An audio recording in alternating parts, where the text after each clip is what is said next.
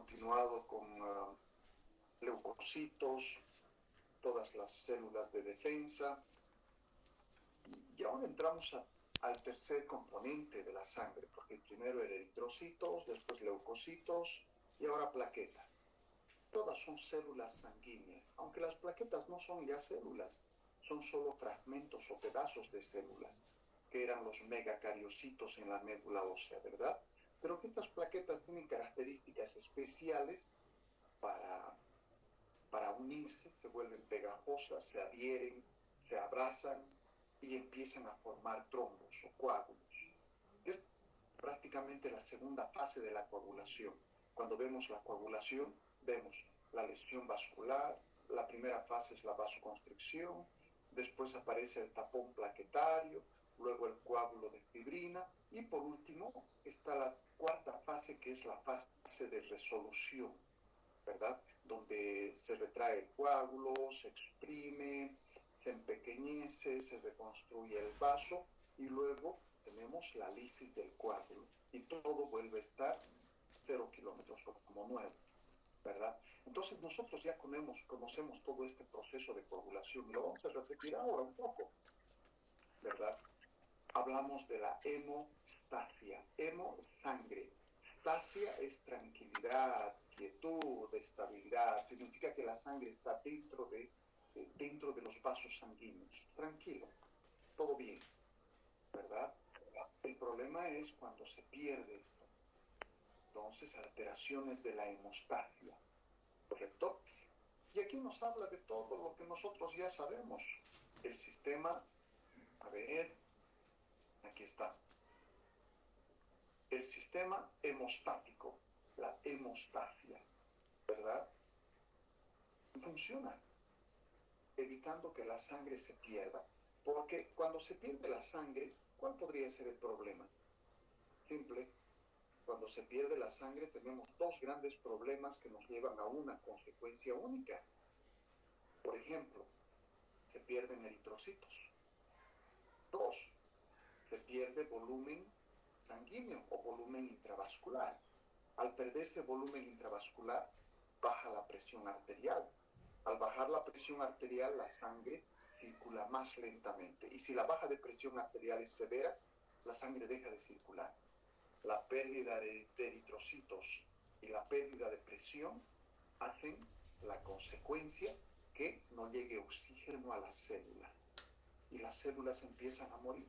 Y obviamente cuando hablamos de morir células, en lo primero que pensamos es en el cerebro, en el corazón. Y entonces estos van a empezar a fallar. Y la persona se muere. Entonces, es importante que este sistema hemostático funcione para evitar la pérdida de sangre, ¿verdad? El sistema hemostático protege al organismo contra hemorragias y pérdidas de sangre. Perfecto, perfecto. Participan, la primera fase, la pared vascular con un vasoespacio.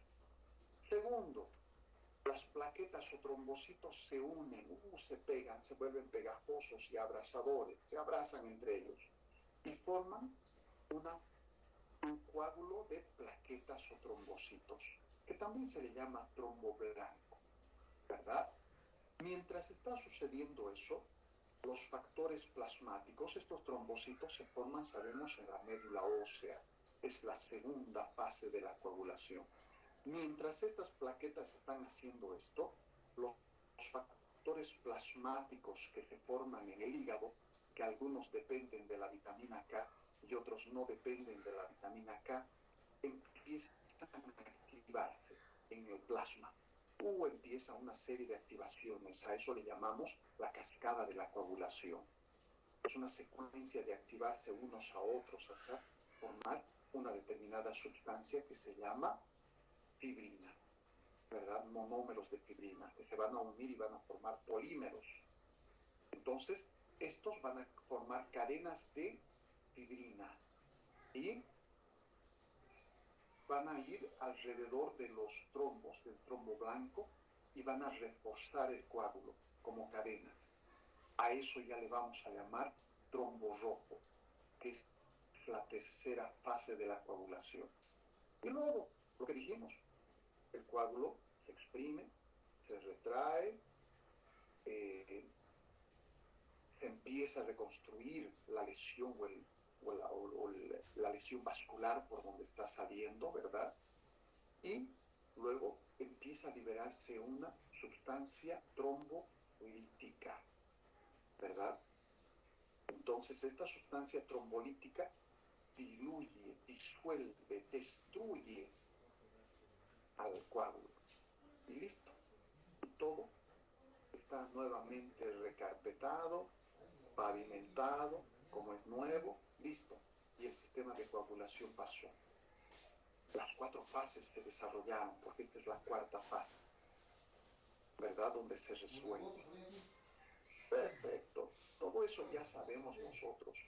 Sabemos que estos factores plasmáticos, ¿verdad?, se activan por una cascada de la coagulación que se llaman vías intrínsecas y extrínsecas. Intrínsecas cuando se activa sin lesión vascular y extrínsecas cuando hay una lesión vascular. Entonces, ese es el proceso de activación del sistema de coagulación. Perfecto. ¿Qué más podríamos decir aquí? Los factores plasmáticos sintetizados mayormente en el hígado, ya sabemos, ¿verdad? Se les llama factores plasmáticos o factores de coagulación, ¿sí? Son el 2, 5, 7, 9, 10, 13 y cininógenos. Algunos dependen de la vitamina K, el 2, 7, 9, 10 y la proteína C. ¿Cuál es la diferencia entre estos factores de coagulación y la proteína C? Pues la proteína C, ¿verdad? Como estos 2, 7, 9, 10 son anticoagulantes, ¿no? Entonces, espere un momento.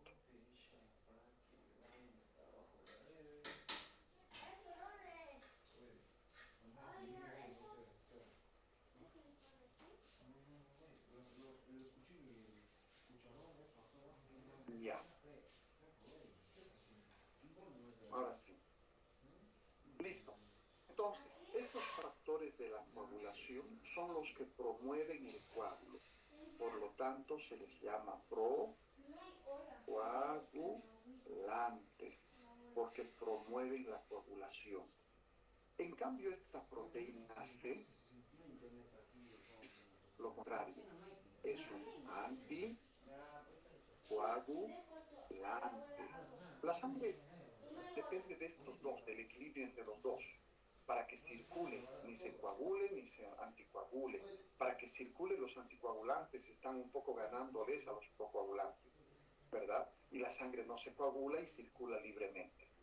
Pero cuando se produce una lesión o la activación del sistema de coagulación, los procoagulantes superan a los anticoagulantes y se produce la coagulación, ¿verdad? Tiene que ser, es un mecanismo de retroalimentación positiva dentro de un sistema de retroalimentación negativa. O sea, que tiene que ser corto, tiene que ser rápido, tiene que tener un fin, porque si no se detiene esto, toda la sangre se coagula.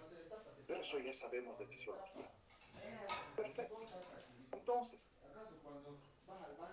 en este capítulo, lo que vamos a ver son estos, las alteraciones de la hemostasia, ¿correcto? ¿Qué significan las alteraciones de la hemostasia? Los dos problemas que hemos visto. La sangre se coagula y no debería hacerlo, ¿verdad? Hablamos de hipercoagulabilidad, es decir, hiperaumento de la habilidad o de la capacidad de coagularse la sangre. Eso es anormal, no debería estar aumentada, debería estar normal, en un punto medio. O bien tenemos el otro problema, que la sangre no coagule, ¿verdad? Hipocoagulabilidad. ¿Cuál es el riesgo de la hipercoagulabilidad? Que se formen coágulos, ¿verdad? Hablamos de trombos,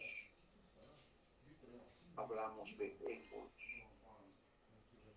En cambio, ¿cuál es el riesgo de la hipocoagulabilidad? Sangrados, que el organismo o que la sangre se pierda y no se pueda detener. Perfecto. Entonces, la hipercoagulabilidad no la vamos a estudiar mucho porque eso es para nosotros en medicina. Ustedes no van a manejar ni tienen riesgo de hipercoagulabilidad, que si el paciente tiene hipercoagulabilidad, el médico tiene que verlo, tiene que darle anticoagulantes, ya sea heparina de bajo peso molecular, warfarina, o le dé simplemente AINES como la aspirina, como antiagregante plaquetario, ¿verdad? En cambio, sí, ustedes están muy relacionados con la posibilidad de hemorragia, cuando hacen procedimientos, endodoncias, exodoncias, etc. Entonces vemos tres tipos de hipocoagulabilidad. ¿Cuáles son esos tres tipos de hipocoagulabilidad? Perfecto. Uno, diatesis hemorrágica plasmática. Aquí ya me dice, ¿cuál es el problema aquí? Problema de factores plasmáticos. Todos estos que la mayoría se producen en el hígado, 2, 5, 7, 9, 10, 13, siminógenos, etcétera, dependientes de la vitamina K, 2, 7, 9, 10, eso, ¿verdad? Cuando esos fallan, hay de haber una hemorragia. Pero como es a consecuencia de estos factores plasmáticos o factores de coagulación que se producen en el hígado, hablamos de una diatesis hemorrágica plasmática. ¿Será porque alguien los ha destruido, venenos, autoinmunes, etcétera? ¿O será porque el hígado está enfermo y no produce estos? O tal vez solamente es porque algunos no se producen porque la persona no tiene vitamina K. El punto es, el problema está en estos factores plasmáticos, ¿correcto? Segundo, dice diatesis hemorrágica trombocitaria. ¿Qué significa?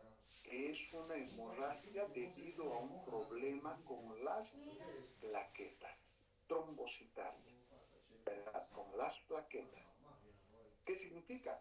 Tal vez las plaquetas o trombocitos están siendo destruidos, tal vez por una sepsis, tal vez por una enfermedad autoinmune, una reacción alérgica a algún fármaco, ¿verdad? O tal vez es un problema de la médula ósea, que es donde se produce. Entonces tengo varias posibilidades. El punto es si está sangrando porque están fallando las plaquetas. En este otro caso, estaban sangrando porque están fallando los factores de coagulación. Entonces ya tenemos dos clasificaciones. Y la tercera clasificación es la diatesis hemorrágica vascular. Aquí no fallan ni los factores plasmáticos ni fallan las plaquetas. El problema es que los vasos sanguíneos están mal, ¿verdad? Se están rompiendo. Listo. Hablamos de diatesis hemorrágica vascular. Esto podría ser por una deficiencia de vitamina C, tal vez, o tal vez son malformaciones. Son vasos sanguíneos anormales con los que hemos nacido y que tienden a romperse, ¿verdad? Pero el punto es, hay un problema de que la sangre no coagula, ¿verdad? Hipocoagulabilidad, y les llamamos diatesis hemorrágica.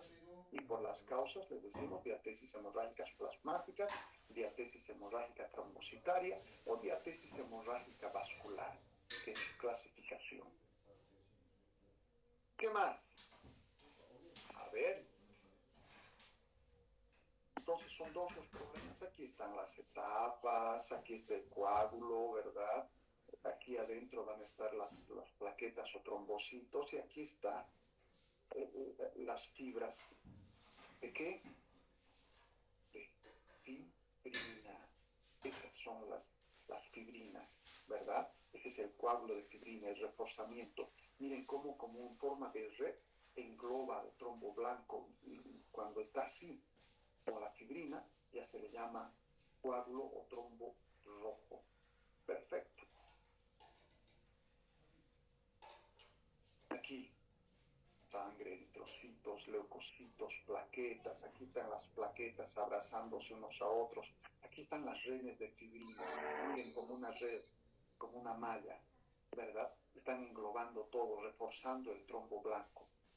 Entonces, eso es lo que sucede en el proceso de coagulación. Y aquí están los factores de coagulación: fibrinógeno, protrombina, Factor 3, tromboplastina tisular huística. Aquí está el calcio. El calcio participa en muchos procesos. El calcio no es solo hueso y dientes. El calcio son neurotransmisores, liberación de neurotransmisores. El calcio es coagulación. El calcio es apoptosis. Participa en muchos procesos dentro del organismo. Entonces, estos factores de coagulación son los factores plasmáticos, ¿verdad? Los factores plasmáticos. Un momento.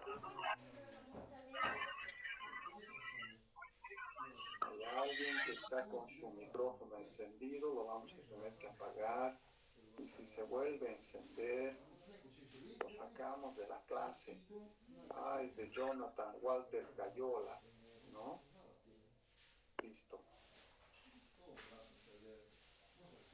Ya, volvemos a la clase ahora. Entonces, aquí están los factores de coagulación. Aquí está la activación por la vía extrínseca e intrínseca. Esto se le llama la cascada de la coagulación, donde todo, por ejemplo, la vía extrínseca, trauma o lesión vascular, se libera una sustancia que se llama factor tisular, actúa sobre el factor 7 y lo activa. El factor 7 actúa sobre el factor 10 y lo activa. Y todos estos pasos son en presencia de calcio, ¿verdad? El 10 activado actúa sobre la protrombina, que es una proteína inactiva que está circulando en la sangre, en el plasma, y lo convierte en trombina. Y listo. Ahí hablamos, por ejemplo, del laboratorio, el tiempo de protrombina, ¿verdad? Ahí. Y esto en presencia de otros factores de coagulación, fosfolípidos. Y la trombina agarra una proteína que estaba inactiva en el plasma que se llama fibrinógeno y la convierte en fibrina, en monómeros de fibrina. Estos monómeros de fibrina, por la presencia del factor 13, se unen y forman polímeros de fibrina. Esa es la red de fibrina que va a ir a envolver al trombo blanco. ¿Listo? Esa es la vía extrínseca. Y intrínseca es lo mismo, ¿verdad? Aquí está con el 12, se activa el 12, activa el 11, 11 activa, se activa el 9, se activa el 9, se activa el 8, se activa el 8 y luego entra la vía común desde el 10. ¿Correcto? Y aquí participan los calcios, otros factores de coagulación, los fosfolípidos, todo. Entonces, esta es la cascada de la coagulación por sus vías extrínsecas e intrínsecas. Es la tercera etapa de la coagulación. Esto se produce la mayoría en el hígado, algunos dependiendo de la vitamina K, 2, 7, 9, 10, ¿verdad? Ya, listo. Entonces ya sabemos todo eso.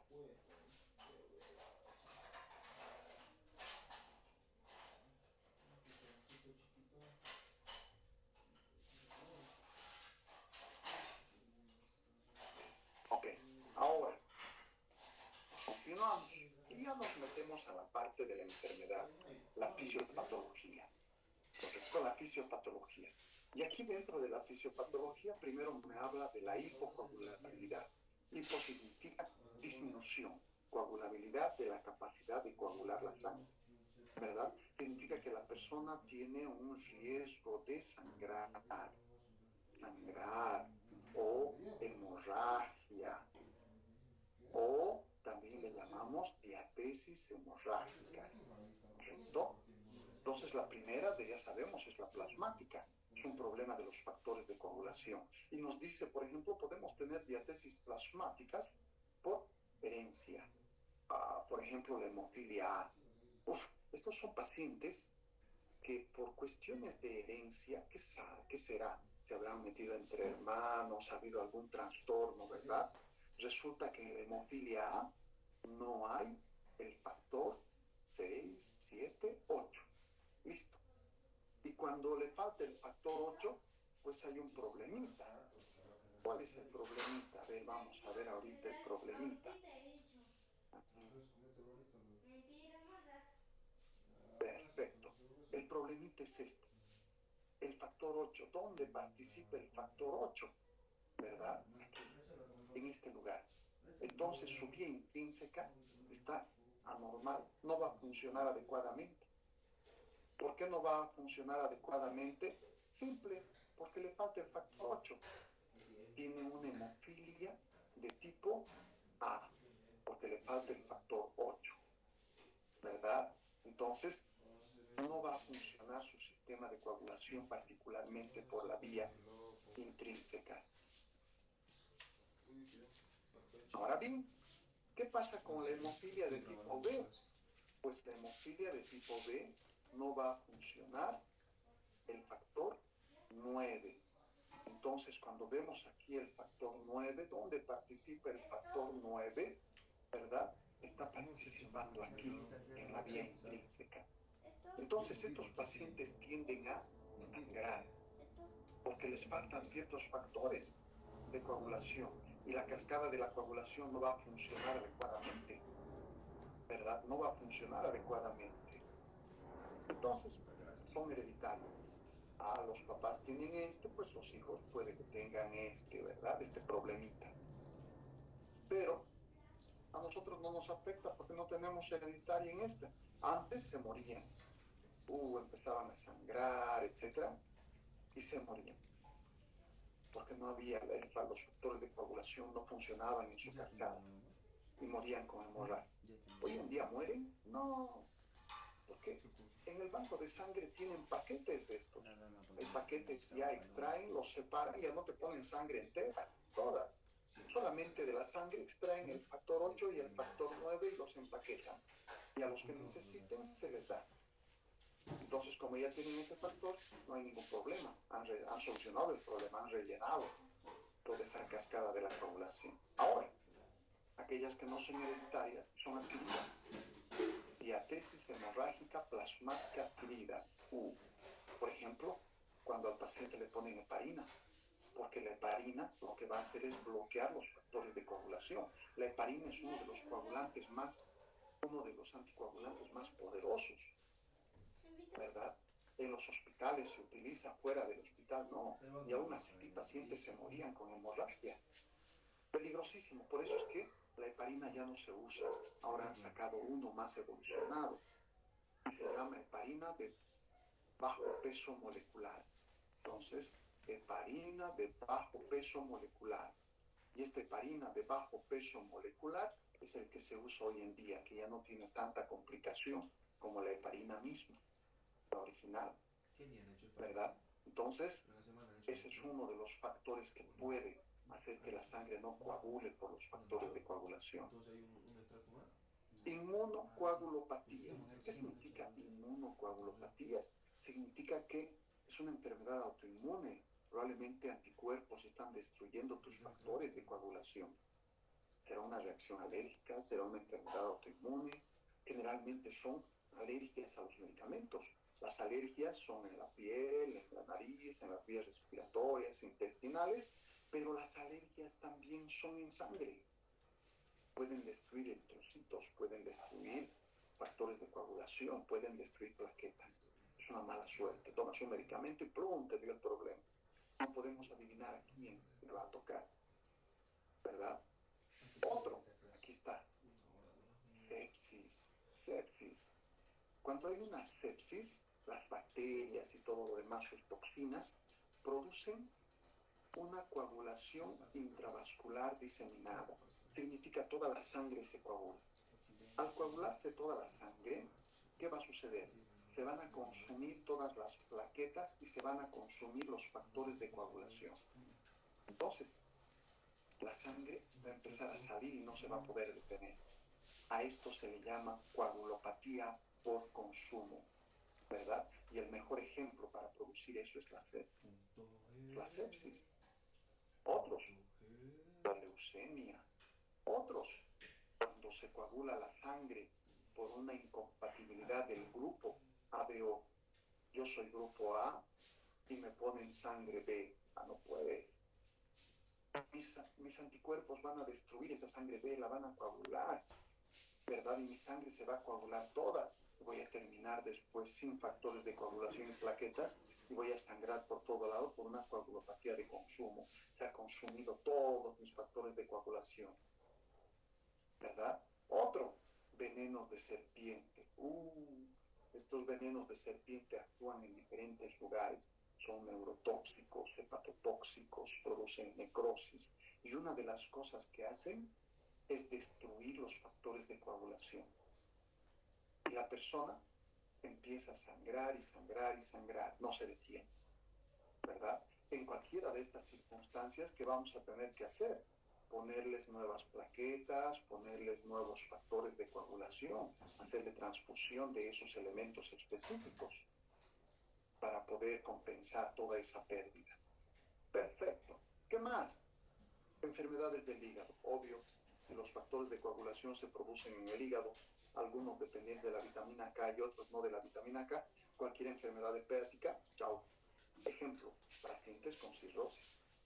Estos pobres señores que consumen mucha bebida alcohólica y terminan haciendo cirrosis alcohólica, los pobres terminan hospitalizándose vez tras vez en el hospital por hemorragia. Sangran por todo lado, por el hígado cirrótico. Y no solo son ellos, ¿verdad? Imagínense los que tienen hepatitis B, C, que son de transmisión sexual o por transfusión de sangre. Es mortal, porque además esas producen cáncer hepático. Deficiencia de vitamina K. Si no hay vitamina K en la persona, pues no se producen los vitaminas K dependientes en el hígado. Y si no hay esos, no vamos a tener toda la cascada. Va a haber un faltante por ahí. Obstrucción de las vías biliares. ¿Qué tiene que ver la obstrucción de las vías biliares? Pues la vitamina A, D, E, K. Se les dice liposolubles. Estos se absorben mejor con las grasas y las vías biliares están relacionadas para deshacer las grasas. Si hay una obstrucción de las vías biliares, no hay bilis, no hay saponificación y no hay absorción de grasa y no hay absorción de vitaminas liposolubles. Entramos en deficiencia de vitamina K. SPRU es un problema intestinal, es un problema de mala absorción. Significa que en el intestino no se absorben nutrientes y entre esos la vitamina K. Destrucción de la flora. ¿De dónde dependemos de la vitamina K? La vitamina K de los alimentos que se encuentran en todos los verdes, ¿verdad? Vegetales. Aquellos que no comen vitamina o vegetales pueden tener una deficiencia de vitamina K, ¿verdad? Principalmente en el perejil, por ejemplo. Por eso es que la gente en la cancha están sangrando si se mete un tapón de perejil. No actúa así, ¿verdad? Actúa como tapón, por compresión sobre el vaso sanguíneo. Tendríamos que consumir el perejil. Y cuando consumimos vitamina K, generalmente recién a los 3 días empieza a producirse factores de coagulación. Pero hay vitaminas K en ampolla que su efecto es más rápido. ¿Correcto? Entonces, ¿pero la única fuente de vitamina K será los alimentos? No. Las bacterias a nivel del colon, ¿verdad? También extraen vitamina K de los alimentos, de los vegetales, todo, y ellos nos lo van pasando. Ellos van produciendo vitamina K y nos la pasan. Entonces tenemos dos fuentes, los alimentos y nuestras bacterias que nos ayudan. Entonces me dice, destrucción de la flora. ¿Cuándo destruiré la flora? Cuando he utilizado muchos antibióticos. Le di ciprofloxacina, le di cefalosporinas, le di amoxicilina más ácido clavulánico, y he ido matando a todas estas bacterias. Entonces ahí voy a tener una deficiencia de vitamina K porque no tengo estas bacterias que son mis amigas y que por simbiosis o mutualismo me hacen el favor de proveerme con vitaminas B, K, agua, azúcares, ¿verdad? Provenientes de los vegetales, y con todo eso me ayudan mientras yo les doy casita. Entonces es una simbiosis. Entonces todas estas terminan siendo consecuencias para, causas para una consecuencia, que es la diatesis hemorrágica de tipo plasmática. Perfecto. Ahora, el otro, diatesis hemorrágica trombocitaria. Trombocitaria, plaquetas, producción, médula ósea, ¿verdad? Entonces ya tengo idea de qué cosas podrían. Las plaquetas también pueden ser destruidas por enfermedades autoinmunes, por alergias, por venenos y todo lo demás. O bien podría ser un problema en la médula ósea donde no se producen plaquetas, como una leucemia, ¿verdad? Perfecto. Entonces, tenemos dos tipos de problemas con las trombocitarias. Del número. Cuando el número disminuye, le decimos trombocitopenia, porque penia significa disminución. También podría decirle plaquetopenia, claro que sí, porque los trombocitos son plaquetas, puedo decirle trombocitopenia o plaquetopenia. Perfecto. Y el número de trombocitos está normal, pero no funciona normal. Hay una alteración en su función. Y aquí le llamo trombocitopatía, tiene su nombre, ¿verdad? Trombocitopatía. Perfecto. Ahora, veamos, la trombocitopenia, ¿por qué podría ser? Dice aplástica. Significa que la médula ósea no funciona, hay una aplasia de la médula ósea, ¿verdad? Y si no está produciendo plaquetas, pues tengo trombocitopenia. Y además es muy probable que tampoco esté produciendo otros factores como por ejemplo las células blancas y las rojas. ¿Qué cosas me podrían llevar a una aplasia de la médula ósea? VIH. ¿Qué más? Exposición exagerada a los rayos X, ¿verdad? Quienes tienen que tener miedo, los odontólogos, especialmente los que hacen endodoncia, podrían terminar haciendo esto.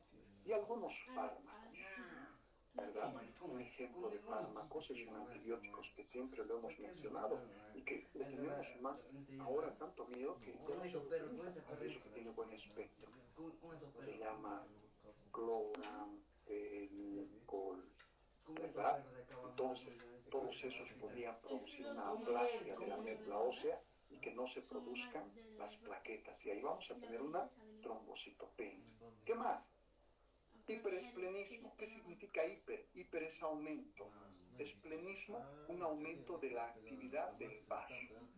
El vaso tiene varias funciones, es un órgano linfoide, ahí se encuentran los linfocitos, es un depósito de estos, ¿verdad? Además el vaso sirve como depósito de sangre, pero también sirve para deshacerse de las células viejas, porque cada que la sangre pasa por el vaso se contrae y empieza a destruir las células viejas.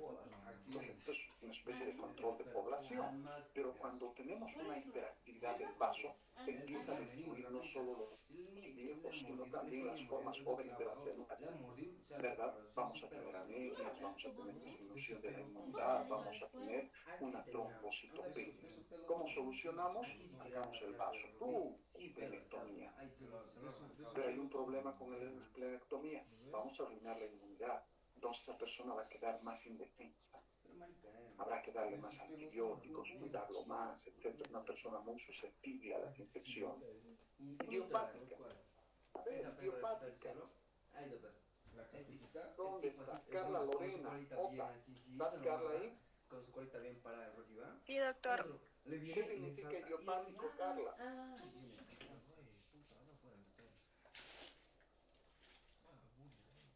Ya, rápido, Carla. Carla, ¿qué significa idiopático? Doctor, no estoy segura, es una enfermedad. No, tienes que decir no sé, Carla. Di no Sí. sé. No sé, doctor. Muy bien, eso significa idiopático, que no se sabe, que es de causa desconocida. Excelente, Carla, se nota que estás estudiando. Entonces, idiopático significa no sé la causa, significa de causa desconocida. Hemos dicho, ese término se utiliza en todas las enfermedades en las que no sabemos por qué se produce. Le ponemos hipertensión idiopática, ¿verdad? Trombocitopenia idiopática, eosinofilia idiopática, de causa desconocida, porque todavía no hemos descubierto por qué. Entonces, idiopático significa no sé cuál es la causa, de causa desconocida. Excelente. Entonces ahí no necesitamos investigar nada, todavía no sabemos la causa. Para saber que es idiopática voy a tener que descartar todas las otras causas. Y si las otras no son la causa, pues será idiopática, porque no hemos encontrado la causa, ¿verdad? ¿Qué más? Alergia a fármacos. Por ejemplo, las sulfas. Aquí están las sulfas. ¿Dónde están las sulfas? En el trimetoprim, sulfametoxazol. ¿Quién es este? Bactrim. El Bactrim, ¿verdad? O también le llamamos cotrimoxazol. que es una mezcla de trimetoprim y sulfametoxazol. Y este sulfametoxazol es esto, sulfa. Es un antibiótico bueno. El problema es que no sabemos a quién le puede causar esto. Le puedo dar totrimoxazol a medio mundo y de repente de cada 100 personas o de cada 1000 personas me van a hacer 1, 2, 3 reacciones alérgicas y van a tener hemorragias por trombocitopenia. ¡Qué mala suerte! Mala suerte para el médico que recetó porque se va a sentir mal y mala suerte para el paciente porque se va a quedar pegado con esto. Todo por una reacción alérgica a las sulfas, ¿verdad? Perfecto. Otros, quinina. ¿Para qué sirve la quinina?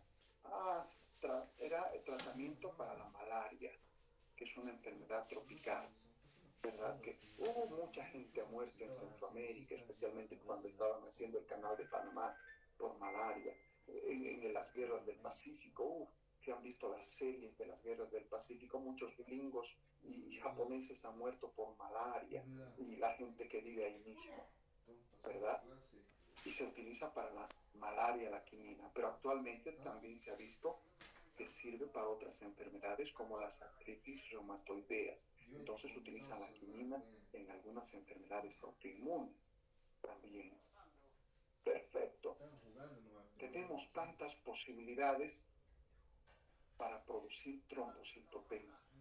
Y la trombocitopatía significa que el número de plaquetas está normal. El problema es su función. ¿Y cuál es el número de plaquetas normal?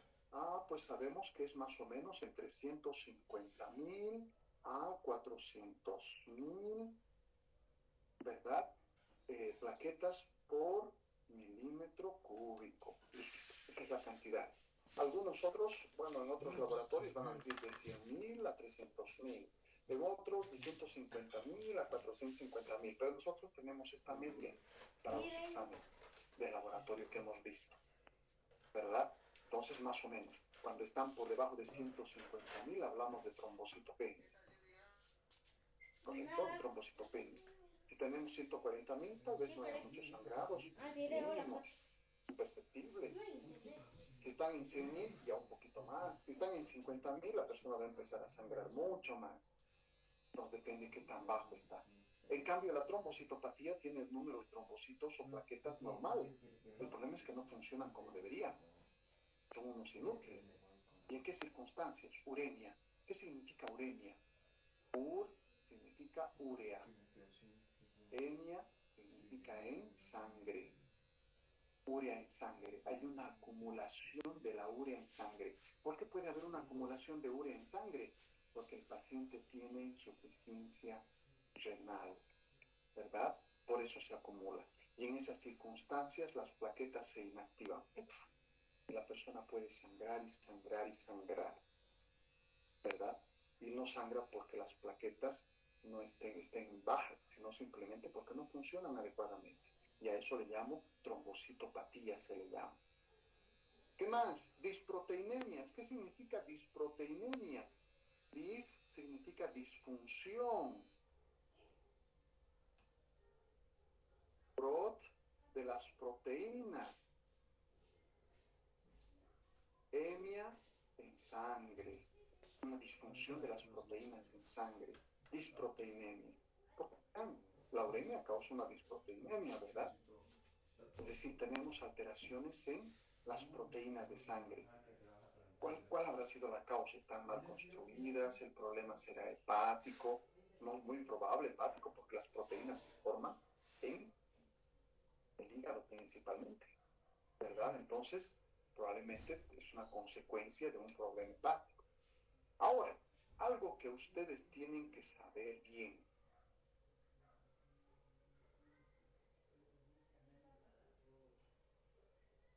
Ácido acetilsalicílico. Dijimos, ASA es el primero de los AINES, ¿verdad? Y es el que más efecto tiene antiagregante plaquetario. Antiagregante plaquetario significa que evita la agregación de las plaquetas, que las plaquetas se unan. Eso significa que está alterando la función de las plaquetas y puede producir sangrados. Por eso a la aspirina nosotros lo utilizamos como antiagregante plaquetario en pacientes ancianos, por ejemplo, que tienen tienen problemas de circulación y se les da aspirina. Pero los libros dicen, no, es mejor no darle aspirineta, porque se utiliza la aspirineta de 100 miligramos, que es la de los niños, ¿verdad? No dicen los libros hoy en día. ¿Por qué? Porque si el paciente tiene hipertensión, podría tener sangrados en el cerebro. Si está tomando aspirineta, no va a detenerse el sangrado, va a morir con hemorragia cerebral, ¿verdad? Entonces, por eso dicen, mejor tal vez no darles aspirineta a los ancianos. Sin embargo, se sigue utilizando en algunos ancianos que tienen presión arterial normal, etcétera, porque mejora la irrigación al cerebro. Y si mejora la irrigación al cerebro, el paciente tiene menos tendencia a las demencias seniles y todo, y a ir perdiendo progresivamente funciones cerebrales.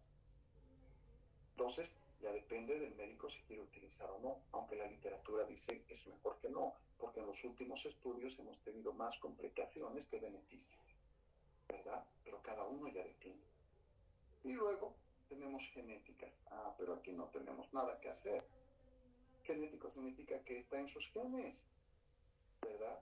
Es un problema de nacimiento, siempre va a tener este problema en sus genes. No podemos modificar los genes.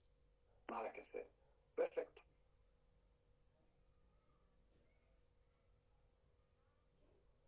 Ahora bien,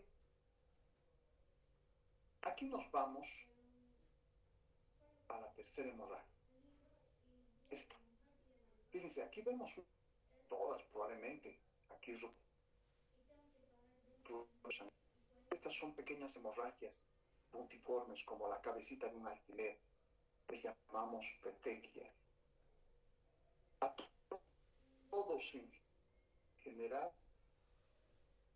así pequeñitas, les llamamos petequias. Petequias. Petequias. ¿Verdad? Cuando son más grandecitas, las llamamos equimosis. Y cuando son mucho más grandes, las llamamos púrpuras. Significa que son extensas pérdidas de sangre. Entonces, petequias, equimosis, púrpuras. Pequeñitas, medianas, grandes, ¿verdad? Pero todas son hemorragias debajo de la piel. Estas son petequias. Y aquí, a la izquierda arriba, vemos un problema vascular. Malformaciones vasculares. ¿Correcto? A esa malformación de vasos sanguíneos en los labios se le llama enfermedad de Osler-Weber-Rendu. No es frecuente. Lo he visto varias veces en varios pacientes. Entonces tienen hemorragias por esa razón.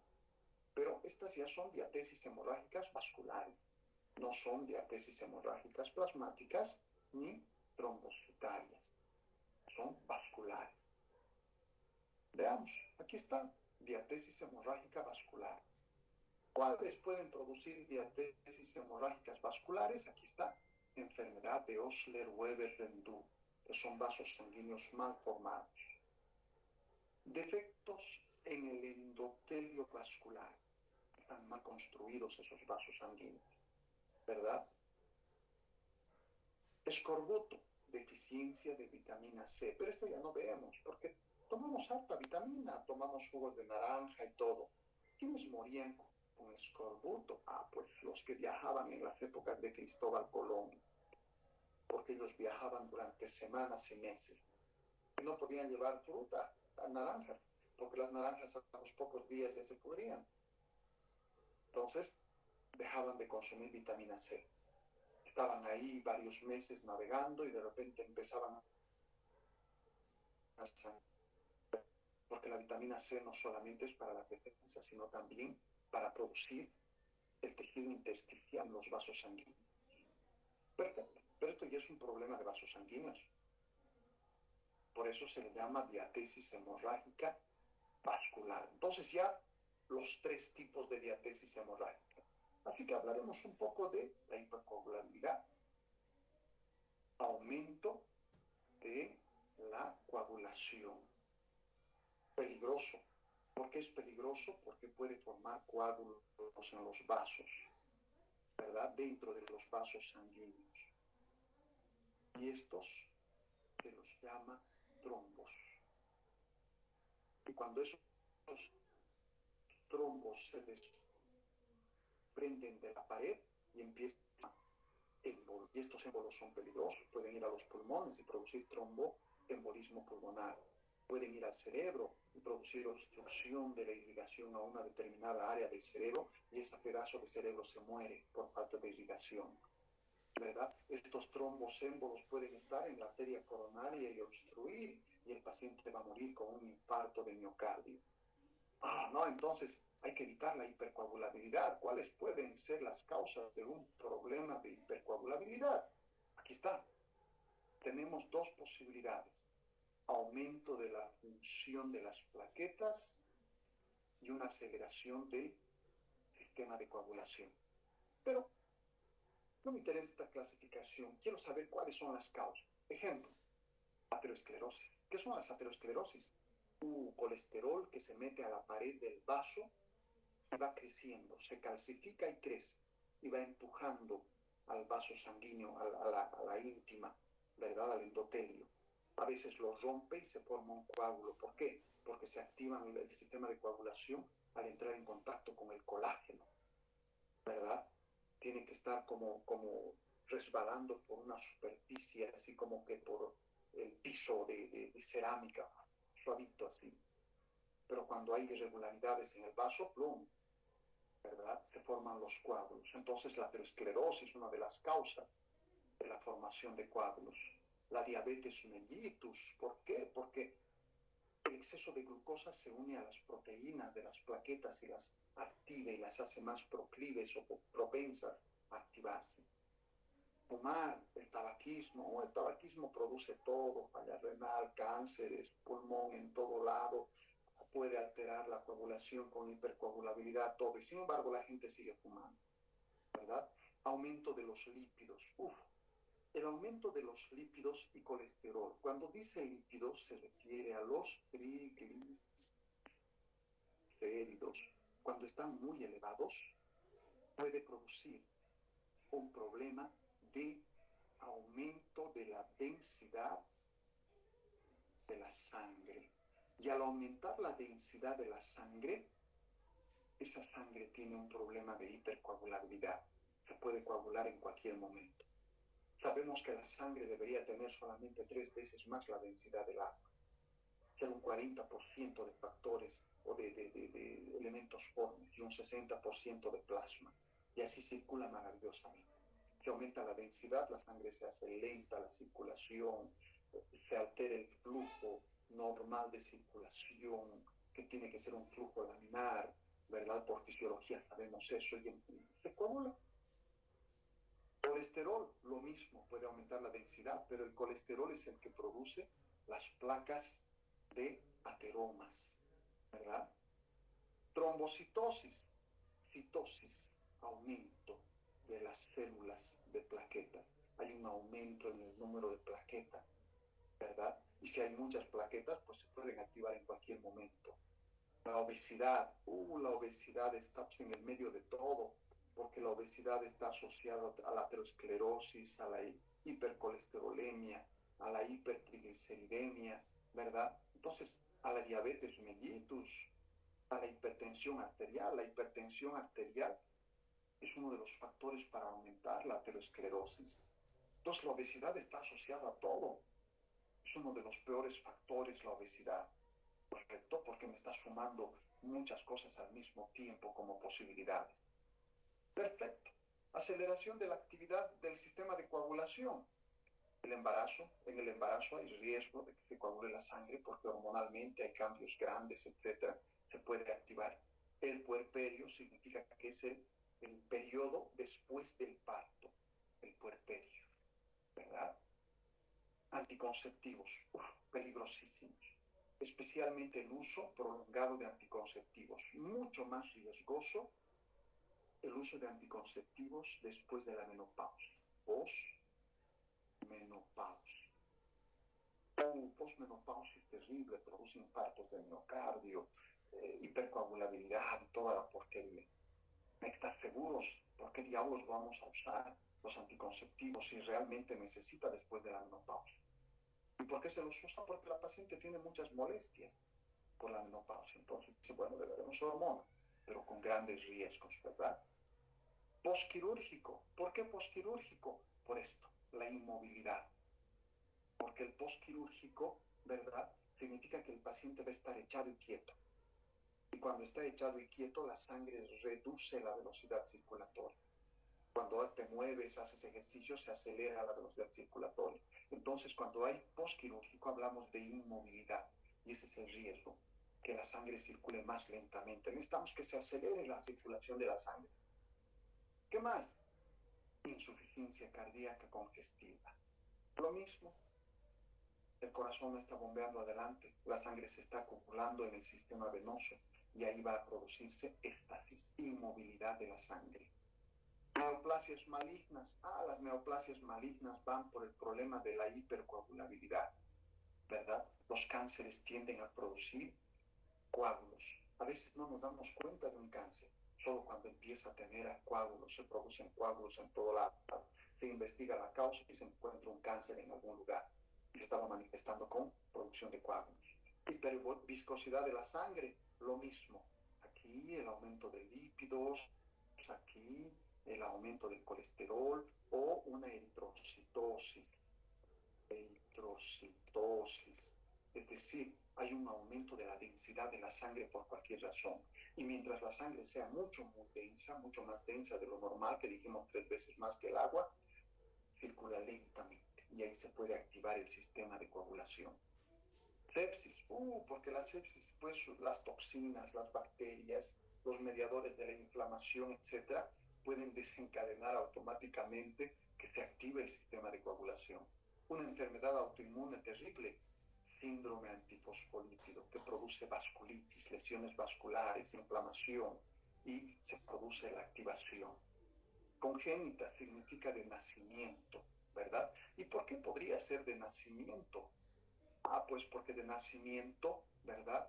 O tiene un exceso de factores de coagulación o tiene una deficiencia de los factores anticoagulantes como la proteína C y S. Y sabemos que esta proteína C, por ejemplo, se produce, es vitamina K dependiente, ¿verdad? O la deficiencia de antitrombina. ¿Qué hace la antitrombina? Es la que antagoniza la cascada de la coagulación. Se consume a la trombina. Y si consume la trombina, ¿verdad? O la neutraliza. Y si la neutraliza la trombina, no se va a convertir el fibrinógeno en fibrina. Entonces me está bloqueando la coagulación, ¿verdad? ¿Dónde? A ver, vamos a ver la cascada de la coagulación para que estemos mucho más seguros. A ver, era más, aquí está. Aquí está trombina.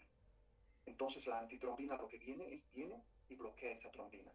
Y si se bloquea esa trombina no se produce la fibrina a partir del fibrinógeno. Entonces, ¿para qué sirve la antitrombina? La antitrombina prácticamente es ¿qué cosa? ¿Sería un procoagulante o sería un anticoagulante? ¿Qué sería? ¿Quién me dice?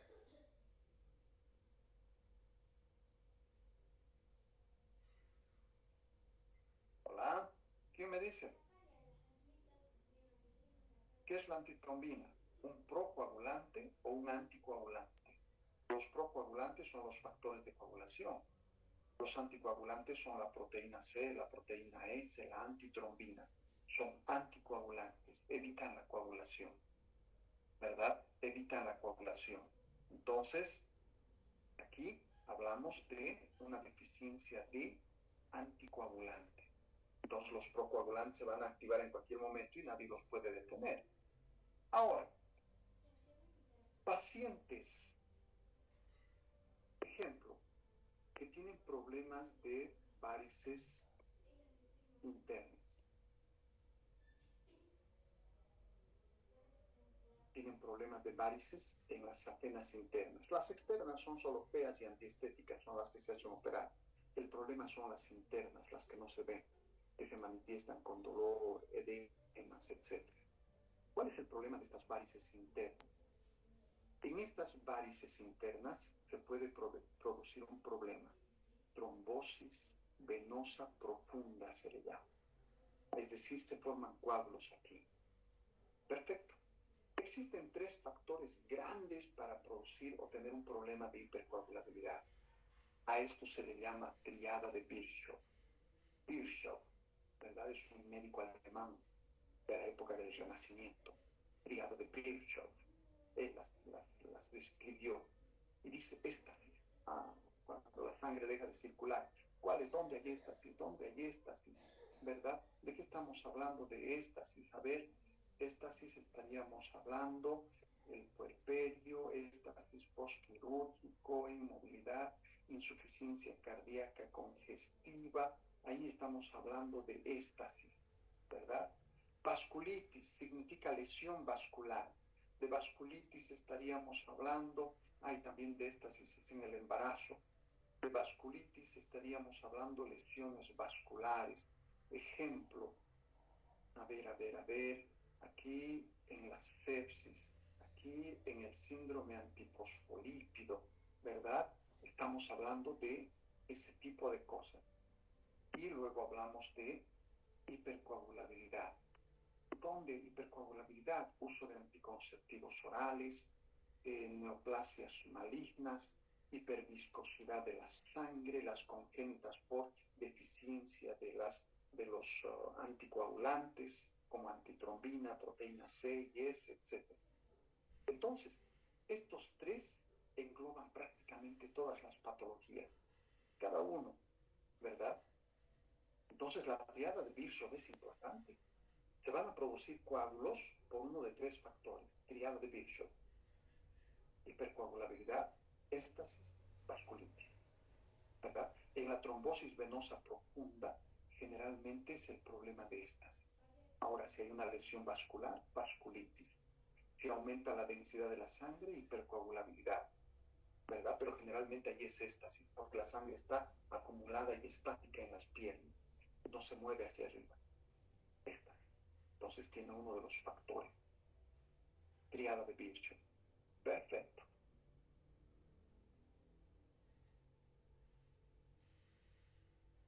¿Qué más? Aquí está la triada de Virchow. Este es el doctor Virchow, ¿verdad? 1856, pucha. Renacimiento, inicios de la Edad Moderna. Capísimo, alemán. Listo.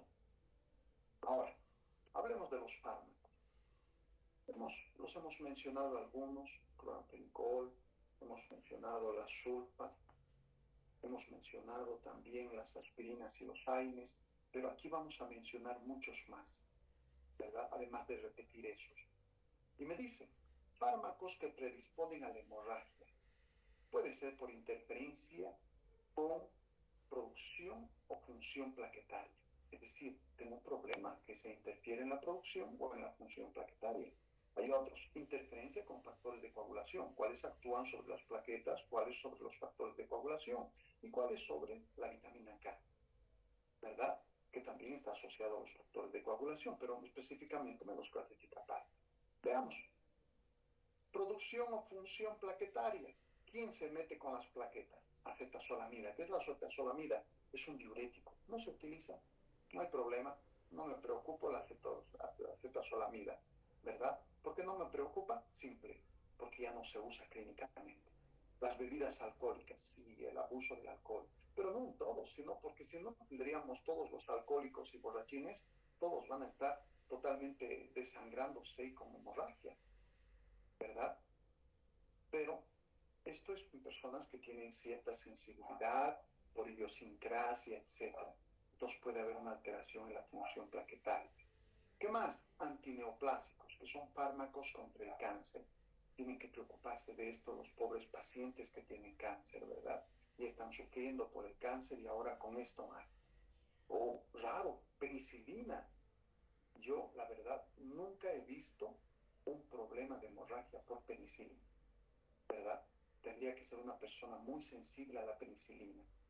Nunca he visto, pero la literatura la describe. Será que en alguna época y en algún lugar se han producido hemorragias por la penicilina. Ahora, como son sus familiares, cefalosporina, ¿verdad? Salicilatos. ¿Qué son los salicilatos? Pues los salicilatos son las aspirinas, ¿verdad? Salicilatos. Y cuando hablo de salicilatos, tengo que asociarlos a los AINES, porque el principal AINE, el número uno de todos, es la aspirina, ¿verdad? Pero también ahí están incluidos el diclofenaco, ibuprofeno, etcétera, que sí pueden alterar, pueden evitar la agregación plaquetaria. Por eso les hablé de la función antiagregante plaquetaria cuando hablamos de analgésicos, antipiréticos, antiinflamatorios y antiagregantes plaquetarios.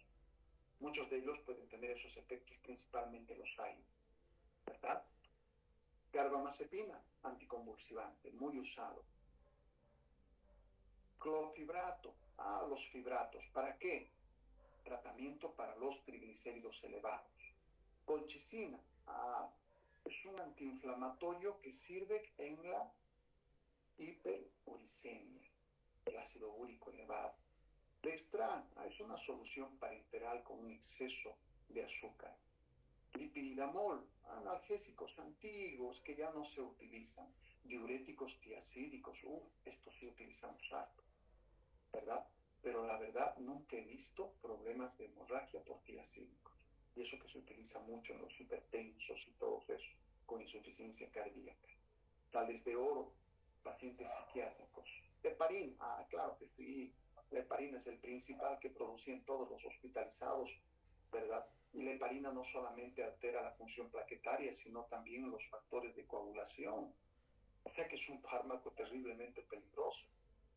Quinina, ya dijimos la quinina. Dijimos que es, ¿para qué? Para el paludismo, que también se utiliza en la fiebre reumática. Sulfimpirazona, ya no se utiliza también la sulfimpirazona, igual que el dipiridamol, todos esos son antiguos. Sulfas, o trimoxazol, el Bactrim, peligroso, ¿verdad? Puede producir alteraciones en la plaqueta. Ahora bien, con la coagulación, el que más vamos a ver, warfarina. Ustedes se van a encontrar con un montón de pacientes que les van a decir, ¿sabe qué? Yo he tenido una cirugía en el corazón, tengo un problema de arritmia cardíaca, bla, bla, bla, bla. ¿Qué utilizan? Warfarina. ¿Dónde actúa la warfarina? Bloqueando los factores de coagulación. Esa es su función. Perfecto, la warfarina, ¿verdad? Por eso cuando hay una intoxicación por warfarina, a veces a los pacientes les damos vitamina K como tratamiento para aumentar los factores de coagulación, taquina K dependiente, ¿verdad? Tratar de contrarrestar el efecto de la warfarina. ¿Qué más? Amiodarona. ¿Quiénes usan amiodarona? Es un antiarrítmico para enfermos de arritmia cardíaca, la amiodarona, ¿verdad? No hay pacientes ambulatorios con amiodarona. Generalmente son fármacos de emergencia. Y esteroides anabólicos. ¿Quiénes utilizan esteroides anabólicos? Los que hacen pesa. Pero que hoy en día ya no están usando mucho los anabolizantes. ¿Por qué? Porque produce cáncer de cerebro. Y muchos ya han muerto con cáncer de cerebro. Entonces ya se han asustado y la mayoría ya no utilizan esteroides anabólicos.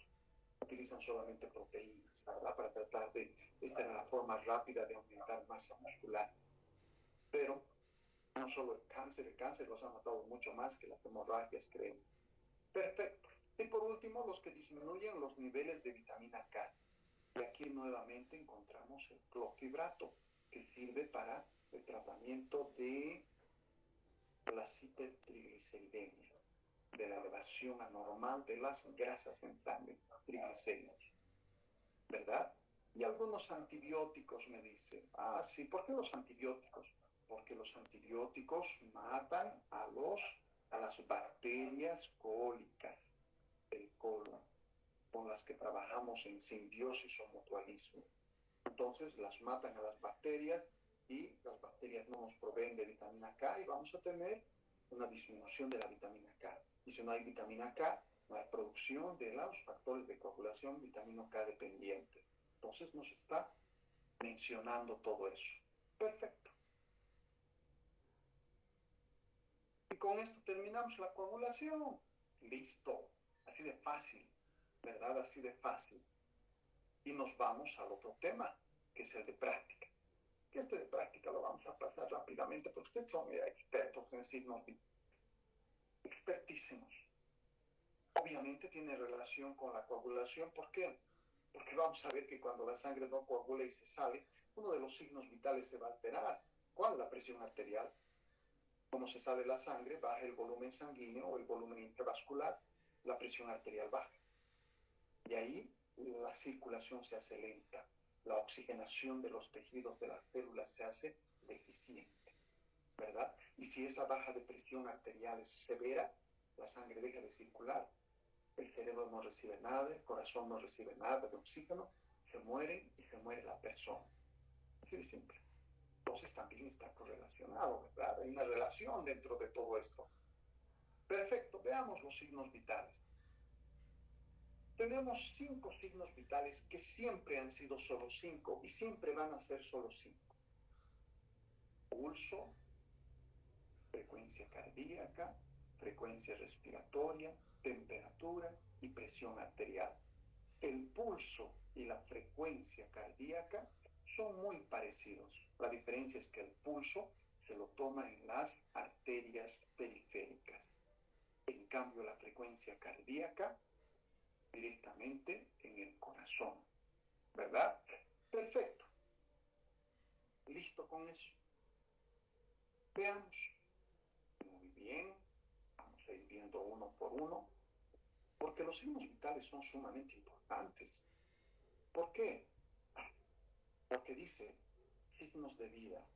Significa que los signos vitales nos sirven para decir, uno, si la persona está viva o muerta. Porque si está viva va a tener signos vitales y si está muerta no tiene signos vitales, ¿verdad? Entonces, para confirmar la muerte. Perfecto, pero no nos sirve solo para eso. También, ¿para qué nos sirve? Para evaluar la estabilidad del paciente. ¿Está estable o no está estable? ¿Verdad? ¿Estable o no estable? Pero no solamente le decimos estable y no estable. También podríamos utilizar otros términos, ¿verdad? Si el paciente está compensado o está descompensado, ¿verdad? Si está estable o no estable, o inestable, podría decirle, o compensado y descompensado. Significa que el paciente está tranquilo, bien compensado, o hay una alteración en su organismo. Entonces, prácticamente me está hablando de un paciente que está vivo, pero me está hablando de su evolución. De su evolución. ¿Cómo está en su enfermedad? ¿Está bien? ¿No está bien? ¿Verdad? O el paciente está sano o está enfermo. ¿Verdad? Aunque muchas veces cuando también el paciente está enfermo, sus signos vitales están bien porque todavía está compensado, ¿verdad? Porque está compensando su organismo a través de los mecanismos de retroalimentación positiva, negativa, etc. Recién cuando la descompensación se acelera, el paciente empeora, ¿verdad? O cuando la enfermedad evoluciona, recién se descompensan los signos vitales. Pero no solamente me sirve para eso, ¿verdad? Que está estable, inestable, etc. Entonces, veamos.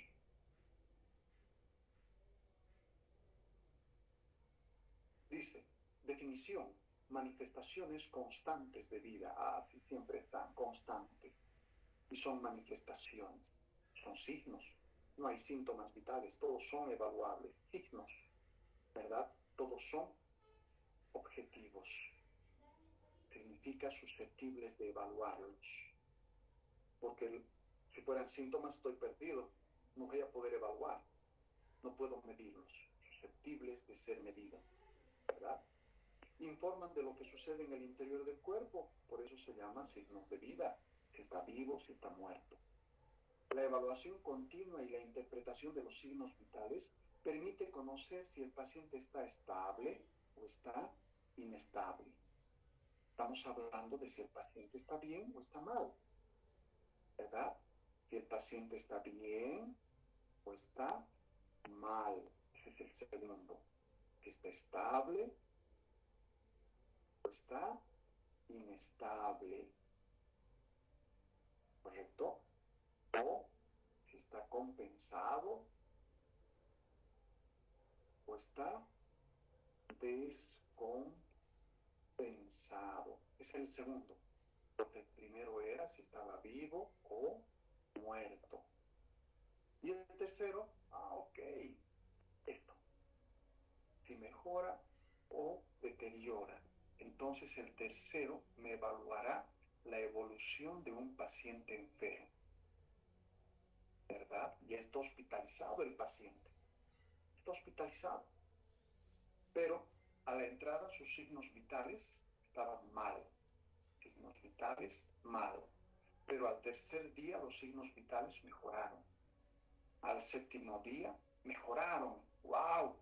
El paciente mejora. Hablamos de una evolución favorable. Está mejorando. ¡Qué maravilla! Está funcionando el tratamiento. ¿Verdad? Pero si estos signos vitales al tercer día, séptimo día empeoran, hablamos de que el paciente empeora, deteriora.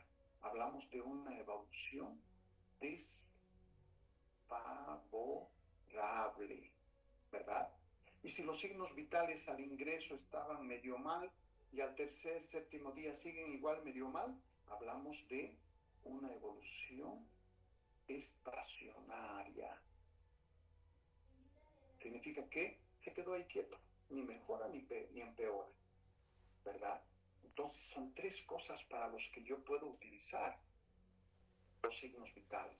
Y obviamente aquí al final me dice, la primera serie de signos vitales son usados como valores basales. ¿Qué significa? Entra al hospital por emergencia, se le toma los signos vitales. ¡Plum! Esos son mis valores basales. Porque al primer día voy a comparar con ese. El segundo día voy a comparar con el del primer día y con el de ingreso. El tercer día voy a comparar con el del segundo, del primero y con el de ingreso. ¿Verdad? Entonces voy a ir comparando para ver cómo es la evolución.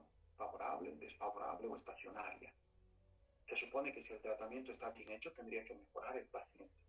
Entonces hablo de una evolución favorable. Y en eso me baso en los signos vitales que están mejorando, ¿verdad? Y digo, qué maravilla, el paciente está yendo bien. Perfecto. Entonces los signos vitales son esenciales, pues. Por eso en medicina nosotros todo el tiempo tomamos signos vitales. No necesitamos saber si está vivo o muerto, porque si ha ido a consulta está vivo, es obvio. Pero lo que necesito saber es si el paciente está bien o mal, si está compensado o descompensado, ¿verdad? Entonces necesito saber eso, si está inestable o inestable. Ahora lo voy a llamar de aquí a 3 días para controlar y le tomaré nuevamente los signos vitales. Voy a comparar con los de la anterior vez, 3 días atrás, para ver si está mejorando o está empeorando, si su evolución es favorable o desfavorable, o sigue igual, estacionario. Entonces los signos vitales me van avisando del funcionamiento de la persona, porque estos signos vitales, cuando una persona se enferma, ¿verdad?, tendrían que desequilibrarse, operarse. Si los mecanismos intrínsecos de la persona, sus mecanismos de retroalimentación negativa, positiva, control adaptativo, funcionan bien, pueden compensar al paciente y hacer que, a pesar de que esté enfermo, sus signos vitales están bien. Significa que el paciente esté estable, compensando. Eso es positivo. Pero cuando se descompensan y se alteran esos signos vitales, significa, ups, la cosa está seria. La patología está progresando, está mal. El paciente está descompensado. ¿Verdad? Tengo que hacer algo, definitivamente. Yo no puedo ser tan observador como cuando estaba ahí. Dice, no, está bien, el paciente está estable, estos medicamentos, con esto va a mejorar. Tengo que ser más agresivo cuando los signos vitales se descompensan. Por ejemplo, cuando están compensados, lo puedo tratar ambulatoriamente. Le digo, vaya a su casa, tome estos medicamentos. Pero si los signos vitales están alterados, no, se tiene que hospitalizar, ¿verdad? Cuando yo antes trabajaba de guardia, ¿verdad? En clínicas o lo que sea, pero guardias desde aquí de mi casa. Se quedaban allá los internos, etcétera. Y llegaba un paciente y lo evaluaba y me llamaba 3 de la mañana, oh maldición, doctor Mendoza, acaba de llegar un paciente, ajá, cuéntame. Perfecto, es un paciente de sexo masculino, tiene 63 años, sus signos vitales están estables. Su diagnóstico es tal cosa. Ah, ya, denle tal cosa y mándenlo a su casa. Listo. Listo. O les decía, voy a estar ahí en 2 horitas, espérenme. Que el paciente se quede echadito, denle sus medicamentos y hay que controlarlo. No me apuraba, no había problema, estaba estable, sus signos vitales estaban bien, ¿verdad? En cambio, otra cosa, si me llamaban, doctor, tenemos aquí un paciente de sexo masculino de 65 años, pero los signos vitales son estos y están alteradísimos. Ah, no, pues ahí digo, oh, ok, voy a estar ahí en 10 minutos. Por favor, recuesten oratorios, bla, bla, bla, bla. Ya es otro cuento, ¿verdad? Porque cuando están los signos vitales estables, pues no me preocupo, no me acelero, está bien el paciente. Pero si están inestables, significa que el paciente se está desmoronando, se está alterando todo. Tengo que apresurarme. Tal vez no tenga mucho tiempo, tal vez tenga media hora, una hora, tal vez ni eso, ¿verdad? Necesito apresurarme. Perfecto. Entonces, por esa razón, para nosotros los médicos son tan importantes y deberían ser para ustedes. Porque si un paciente le toman signos vitales antes de hacerle un procedimiento y están inestables, pues no se metan a hacer nada. Mándenlo a su médico para que el médico lo compense. Algo está fallando en él. Puede empeorar durante el procedimiento y se les va a morir en el sillón y van a terminar ustedes en la cárcel, ¿verdad? Entonces los signos vitales son mis indicadores, son como mi brújula para darme cuenta qué está sucediendo con el paciente. Obviamente también hay que evaluar otros signos, síntomas, agarrar a formar un síndrome, comparar con la literatura para hacer un diagnóstico, bla, bla, bla, bla. Pero los signos vitales son la parte central, algo esencial, algo simple y rápido para poder hacer, ¿verdad? Si no hago el resto, solo con los signos vitales yo puedo decir si está bien o mal. Perfecto. Empecemos con la frecuencia cardíaco-pulso. El pulso, arterias periféricas, ¿verdad? O en todo lado, pues principalmente la más usada, la radial, después la carotidia, después la braquial, después la femoral. Y el resto, las pequeñitas, tibial posterior, popltea, peridorsal, temporal superficial, bla, bla. Correcto, pulso. Y si quiero en un bebé, 2 lugares, braquial y principalmente el pulso apical. Pongo la palma de la mano sobre el pechito del bebé, sobre su corazoncito, y voy a sentir ahí cómo empieza a latir mi mano, ¿verdad? Sobre mi mano. Una belleza. Perfecto. Eso es el pulso. Entonces, pulso, arterias periféricas. O bien la frecuencia cardíaca, pero el pulso es palpación. Y la frecuencia cardíaca, auscultación. Con un estetoscopio escucho el corazón, ¿verdad? Con las pulsaciones que voy a evaluar, la frecuencia, el ritmo, la intensidad, la dureza del vaso, todo eso puedo evaluar. ¿Y qué evalúo en la frecuencia cardíaca? En la frecuencia cardíaca evalúo la frecuencia, el ritmo, la intensidad, evalúo también los ruidos anormales, ¿verdad? Entonces voy evaluando todo eso, cuando escucho, cuando palpo. Perfecto.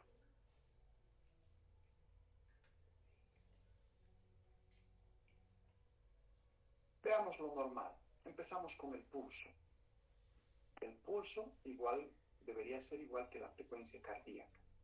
Lo normal es entre 60 y 100 pulsaciones por minuto. ¿Listo? Cuando está por debajo de 60, le llamamos bradisfignia. Y cuando está por encima de 100, taquisfignia.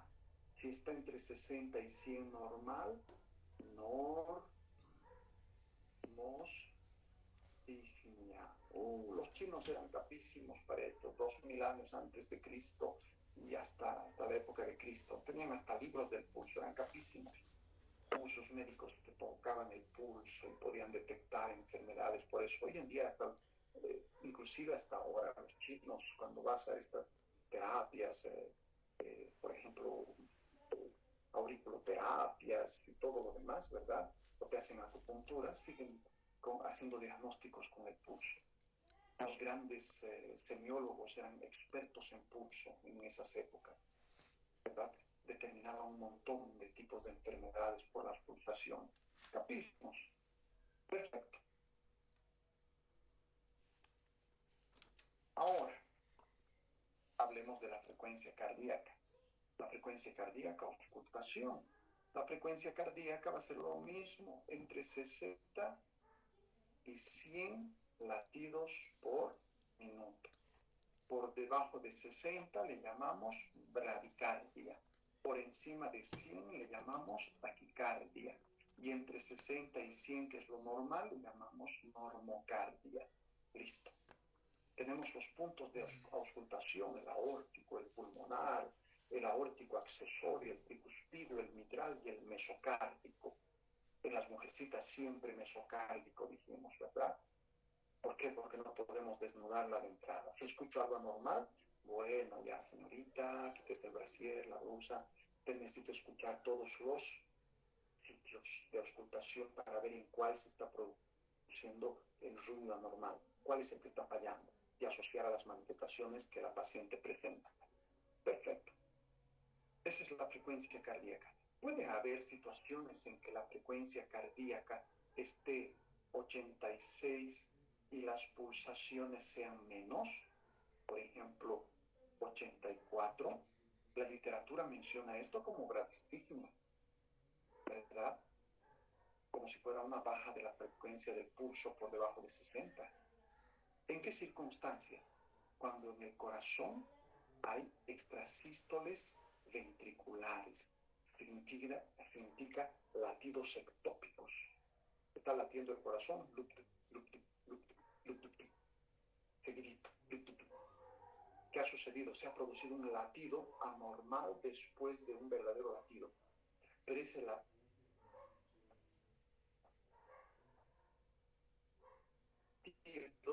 sonó, y con eso sabe de sangre no hay onda de pulso, me va a pedir la pulsación, ¿verdad? Entonces, si aquí el pulso es 84 y 86 por minuto, significa que han habido en un minuto 2 latidos ventriculares de tipo anormales, extrasístoles ventriculares, ¿verdad? O latidos ectópicos ventriculares.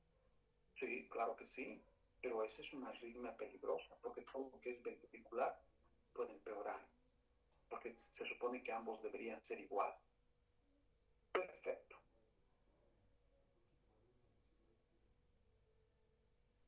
Otro, frecuencia respiratoria, ¿verdad? Aquí no puedo hacer nada, solo ver el tórax del paciente.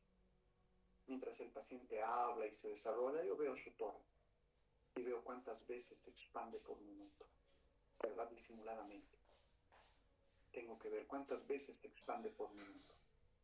O, si no, bien, no cuento, pero me fijo porque ya conozco. Si respira suavito son 12, si es un poquito más, 14. Si está respirando más rápido ya tengo que contar para saber exactamente cuánto. Porque las respiraciones normales, ¿verdad? Son 12 a 20 respiraciones por minuto. Cuando está entre eso lo llamo normopnea o eupnea, porque eu es lo mismo que normo. Entonces algunas patologías van a llevar eu, ¿verdad? Algunas descripciones, eu, el prefijo, significa normal. Cuando está por debajo de 12, le llamamos bradipnea. Cuando está por encima de 20, le llamamos taquipnea. Cuando está dentro de esos dos, eupnea o normopnea. Cuando el paciente no respira, le llamamos apnea. Cuando es la profundidad de la respiración, si está respirando muy profundo, le llamamos hiperpnea. Cuando la respiración es muy superficial, independientemente de la frecuencia, le llamamos hipopnea. ¿Listo? Y obviamente, pues esto tiene mucha relación con la concentración de oxígeno, porque dentro de los vasos sanguíneos tengo quimioreceptores, significa sensores de gases, y que están controlando primariamente el oxígeno y secundariamente, más después el dióxido de carbono. La concentración de oxígeno disminuye en sangre, automáticamente la respiración se va a incrementar, ¿verdad? Para poder compensar todo eso. Entonces la respiración está totalmente sujeta a esos sensores y el centro respiratorio en el tallo cerebral, pero también asociado al sistema límbico por las emociones. Correcto, por esa razón dijimos las personas que se aceleran en la respiración se hiperventilan y después entran en un estado de psiconeurosis o síndrome conversivo, que antiguamente se llamaba histeria, ¿verdad? Perfecto.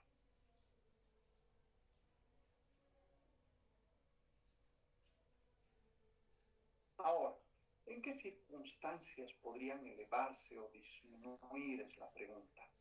Por ejemplo, la frecuencia cardíaca, si aumenta, le llamamos taquicardia. ¿En qué circunstancias podría aumentar? Por ejemplo, hablamos de taquicardia, podría darle taquicardia cuando está haciendo mucho frío, ¿verdad? A un principio para compensar. Con el exceso de frío podría disminuir, ¿verdad? ¿En qué más podría aumentar la frecuencia cardíaca?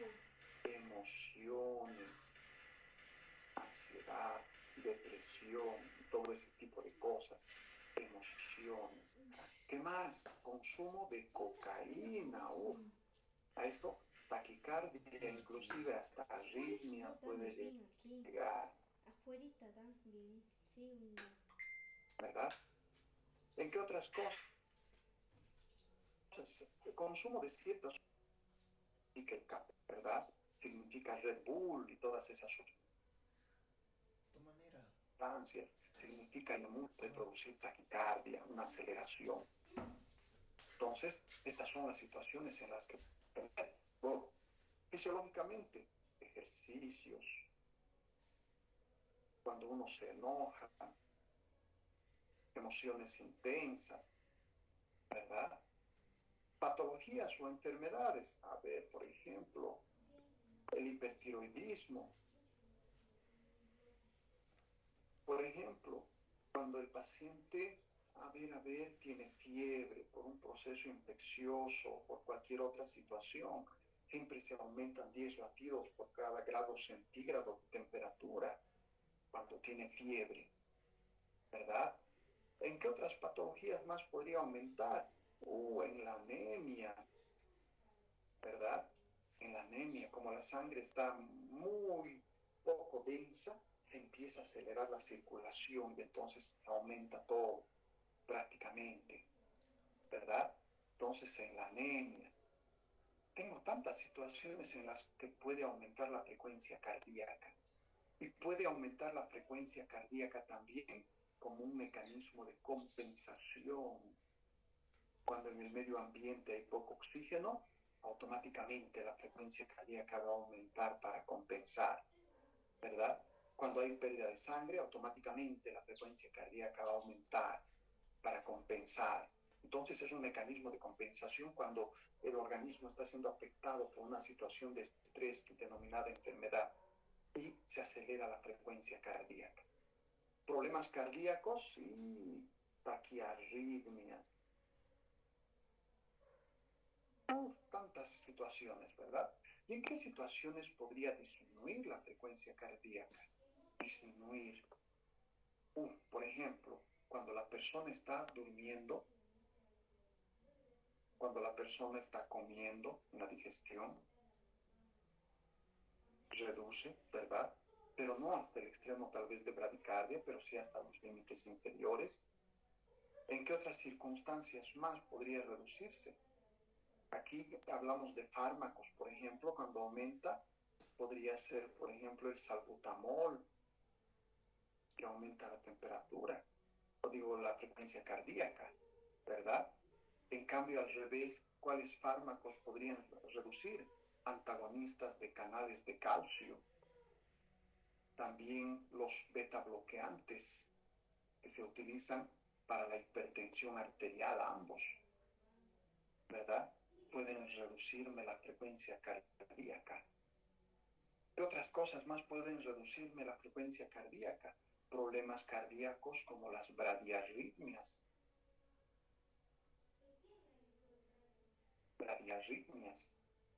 ¿Qué cosas más me pueden reducir la frecuencia cardíaca? Un masaje carotídeo.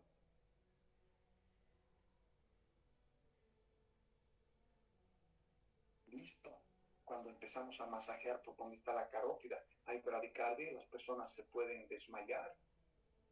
Puede reducirse cuando metemos la cara a un bañador frío, que es lo que se utiliza cuando la persona tiene taquicardia para antagonizar.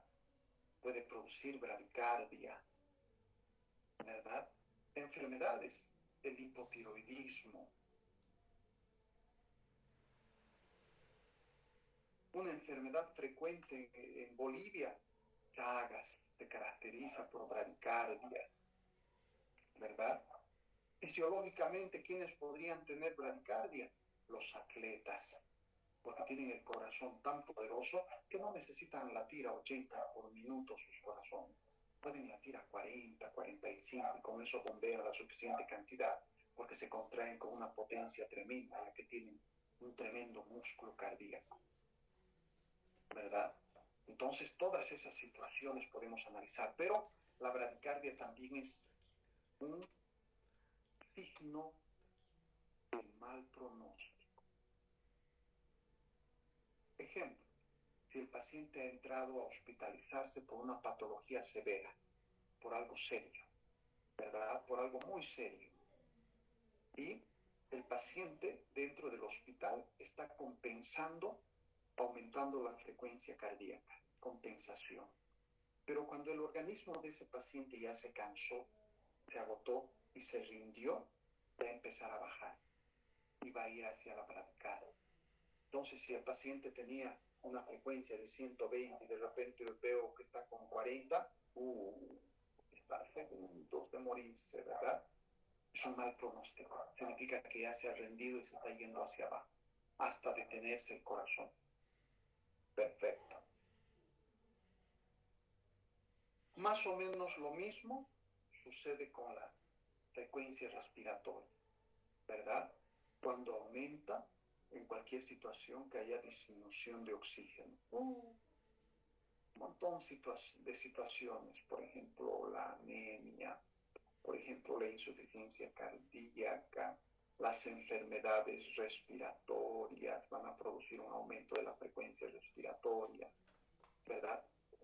Situaciones de tipo emocionales, ejemplo, la histeria, que ya no se le llama histeria, se le llama psiconeurosis o síndrome conversivo, porque histeria deriva de hístero, que significa útero, entonces lo asociaba a la mujer, es insultante decir histeria, hay que llamarlo de las otras dos maneras, ¿verdad? Que simplemente es un estado emocional alterado, con ansiedad, con hiperventilación.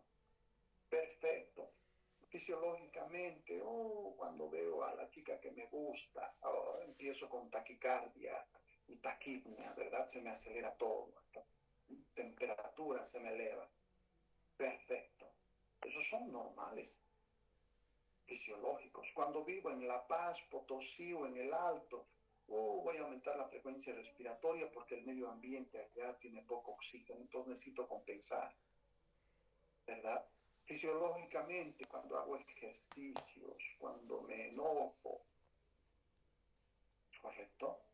Patológicamente, todos esos, cuando hay deficiencia de oxígeno o cuando aumenta el dióxido de carbono.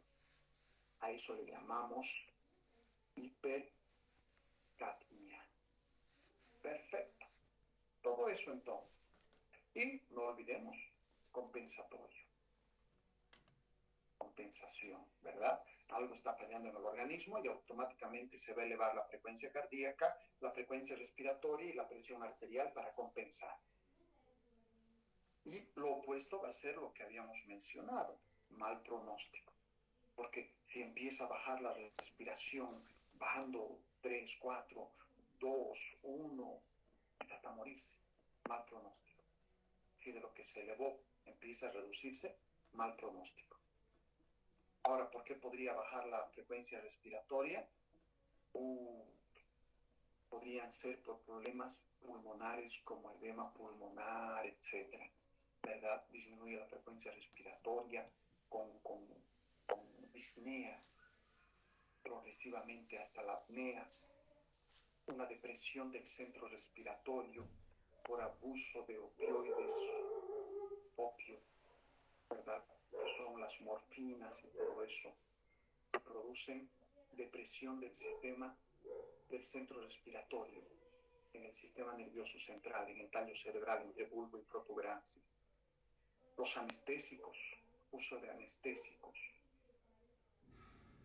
uso de fármacos tranquilizantes como las benzodiazepinas. Cuando la persona está durmiendo, en reposo, comiendo, ¿verdad? Donde actúa más potentemente el parasimpático. En todas esas situaciones voy a tener una reducción de la frecuencia respiratoria, ¿correcto? Cuando hay una enfermedad en el sistema nervioso central, con afectación del centro respiratorio, voy a tener una depresión de la respiración. Perfecto. Todo eso, ¿verdad? Y principalmente es un signo de mal pronóstico, porque si de lo que subió compensando empieza a bajar, significa que se me va a ir el paciente en pocos minutos. Perfecto. Entonces, hay mucha similitud entre la frecuencia respiratoria y la cardíaca, muchas patologías comunes para producir la elevación y la disminución. ¿Qué más? Temperatura. Oh, temperatura. ¿Dónde está el centro termorregulador? A nivel del hipotálamo. En la parte posterior del hipotálamo. Ahí está el centro termorregulador, que recibe noticias de unos sensores de la parte anterior del hipotálamo y de todo el cuerpo en la periferia, que tiene termorreceptores, ¿verdad? Termorreceptores. ¿Listo? Y el centro termorregulador va regulando la temperatura dependiendo de si siente frío, siente calor en la periferia y qué siente. Perfecto. Ahora, ¿cómo regula? Ya llevaron eso en fisiología, ¿verdad? Equilibrando dos cosas, la producción y la eliminación de calor. La producción por todas las células, principalmente del músculo, estimuladas por sustancias hormonales o autacoides como la adrenalina o noradrenalina. ¿Y cómo se elimina?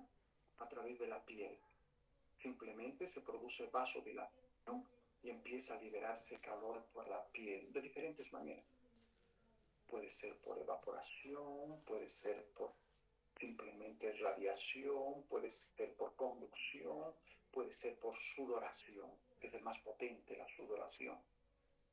¿Correcto? Entonces, cuando hay un equilibrio entre los dos, se va regulando la temperatura, el centro termorregulador va regulando. Ahora, sabemos que la temperatura normal está entre 36 y 37,5. Por encima de 37,5 le llamamos hipertermia. Y por debajo de 36 le llamamos hipotermia. ¿La temperatura será importante para las células? Claro que sí. A las células les encanta vivir con temperatura normal entre 36 y 37,5. Cuando la temperatura sube, la célula empieza a acelerarse. El corazón podría tener arritmias, el cerebro podría tener convulsiones, ¿verdad? Se acelera, se excita la célula. En cambio, cuando la temperatura baja, ¿verdad? Empieza la célula a deprimirse. Podría hasta detenerse de funcionar la célula. Ahora, obvio, te puede matar el exceso de temperatura.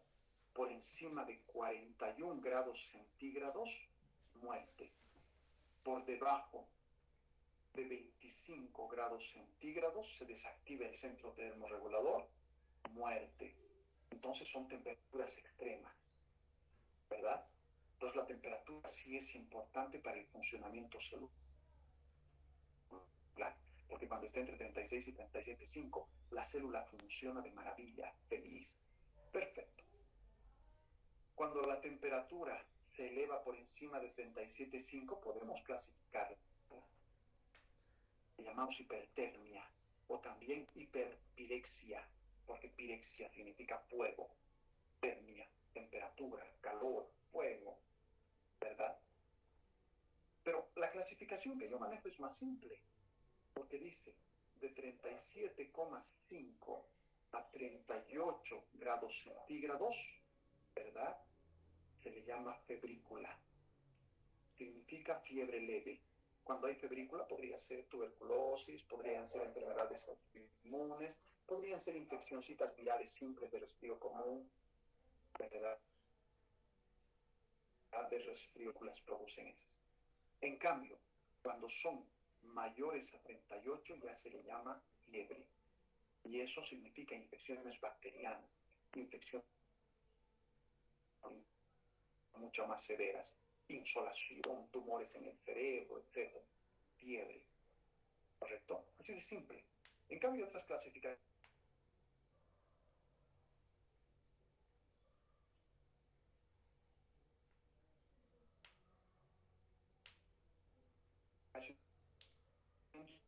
38,5 y 39,5. Fiebre alta cuando esté entre 39,5 hasta 40,5. Y muy alta cuando es mayor a 45. No necesito hacer una clasificación al final. Aunque diga hipertermia de tipo febrícula o fiebre, se acabó, ¿verdad? Ya sé cuán seria puede ser dependiendo mientras más se eleva la temperatura. Ahora, esta fiebre puede ser peligrosa en pacientes con predisposición a convulsiones y pueden convulsionar. Y los bebés, peor todavía, los bebés son muy sensibles porque su cerebro no está maduro. Entonces los bebés con la fiebre pueden lesionar el cerebro y producir convulsiones. A un bebé jamás hay que dejar la fiebre, hay que bajarle lo más rápido posible. Dipirona intramuscular inmediatamente, ¿verdad? O colocarle supositorio de paracetamol o lo que hay. Y si no tengo ningún medicamento, agüita. Sí, hace no es fruta. ¿No están vendiendo? ¿Seguro?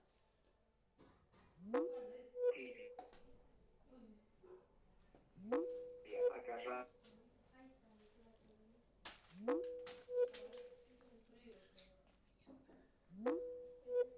la tibia. Sí, ¿verdad? Por eso es que cometemos grandes errores. Mi hijito está enfermo y le pusieron su chamarra y lo cubrieron con una manta.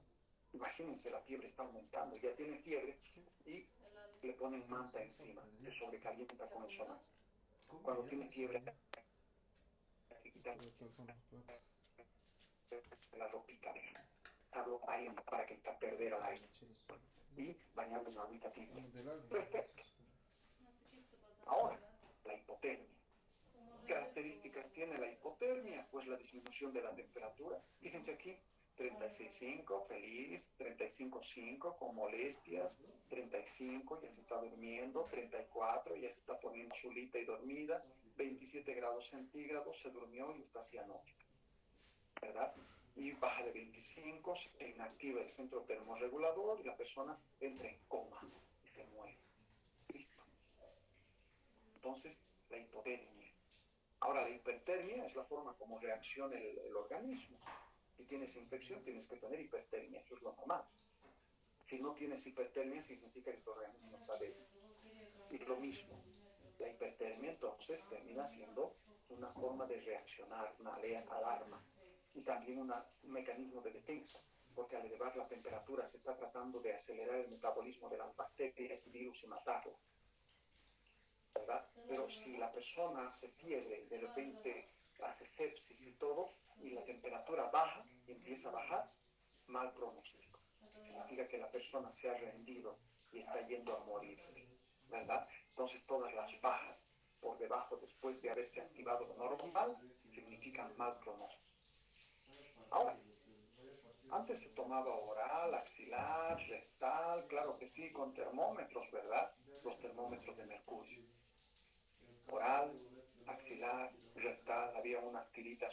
piel que no se utilizaban porque decía que eran muy variables, no eran aconsejables. El mejor era rectal, el más fidedigno se utilizaba en bebés y en las personas mayores el oral, ¿verdad? Axilar no era bueno, porque dependía de si tenías ropa o no tenías. Pésima, pésima elección. Después de eso aparecieron unos termómetros para el oído, pero costaban, había que comprarles repuestos de capuchón. Entonces salía muy caro para cada paciente. Y tomamos los pues, infrarrojos. Apuntamos a la frente a menos de 2 centímetros de distancia y nos toma la temperatura. No hay que limpiar, nada, no entra en contacto. Totalmente higiénico. Entonces estos termómetros electrónicos con láser son una belleza. ¿Verdad? Son una belleza. Perfecto. ¿Qué más tenemos? El más complejo. Presión arterial. Fíjense, esta es la clasificación de la hipertensión de la American Heart Association de 2017. Antes de eso, pues ya casi cada año nos cambiaban la clasificación porque iban descubriendo nuevas cosas. Desde entonces, más o menos, no se ha movido. Tenemos también otra clasificación que es de los europeos, un poco más compleja. Los europeos son un poco más complejos. Les gusta hacer cosas más estructuradas, más rebuscaditas. Los gringos son más prácticos, directos.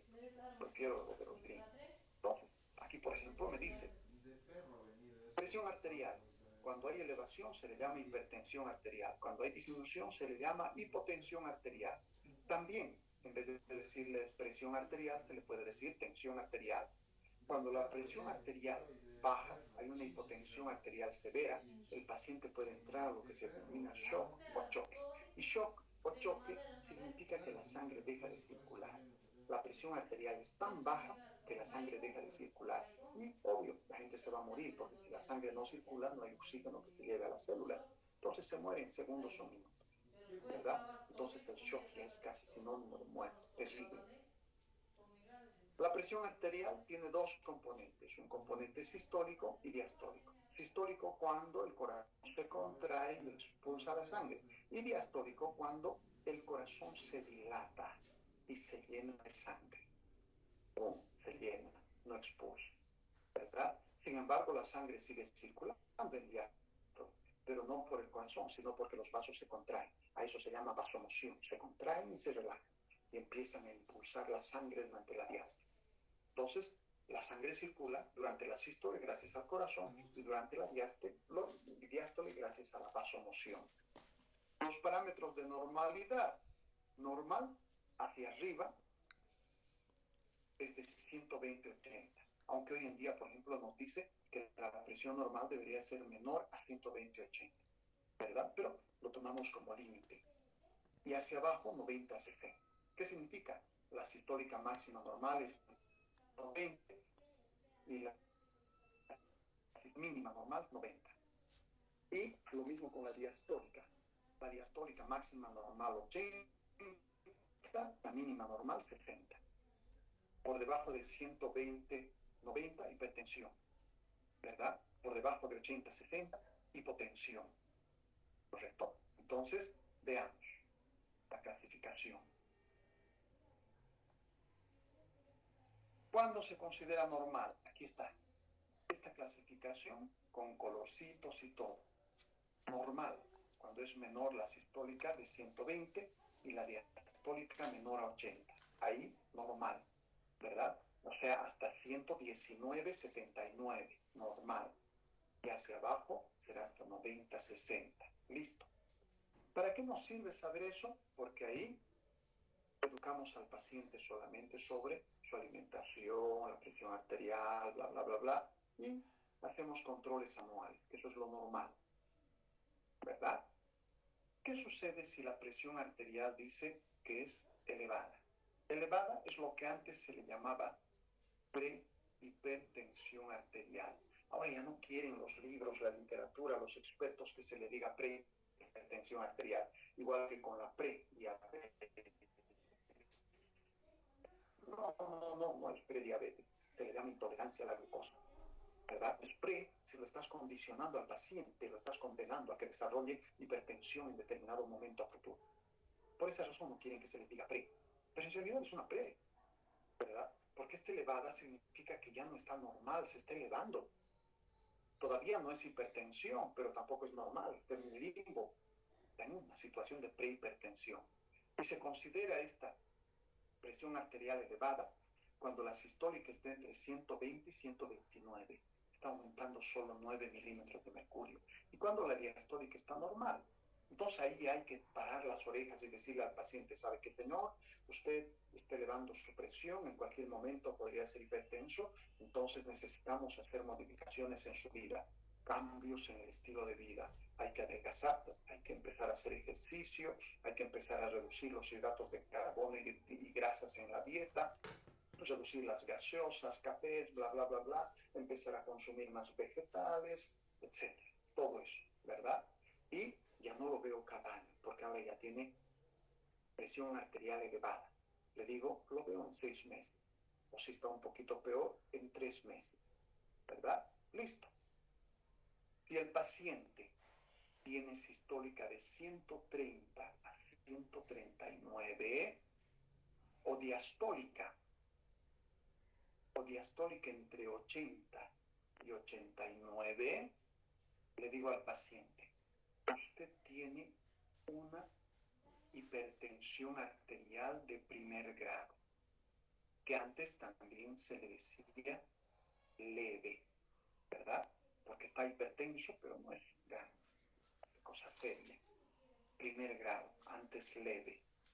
Entonces aquí, igual, cambios de vida y le doy ya un medicamento, porque antes solamente era con modificaciones en el estilo de vida. Le doy un medicamento. Puede ser un antagonista de los... A ver, principalmente empezamos con diuréticos. Los diuréticos son de primera elección. Segunda elección, aquellos que modifican el sistema renina-angiotensina. Les decimos IECA, inhibidores de la enzima convertidora de angiotensina, o ARA2, antagonistas de los receptores de angiotensina 2. Y les empiezo con uno, ¿verdad? Y luego hay que ir controlando cada mes, ¿verdad? Ya no son 3, 6 meses, un año, cada mes.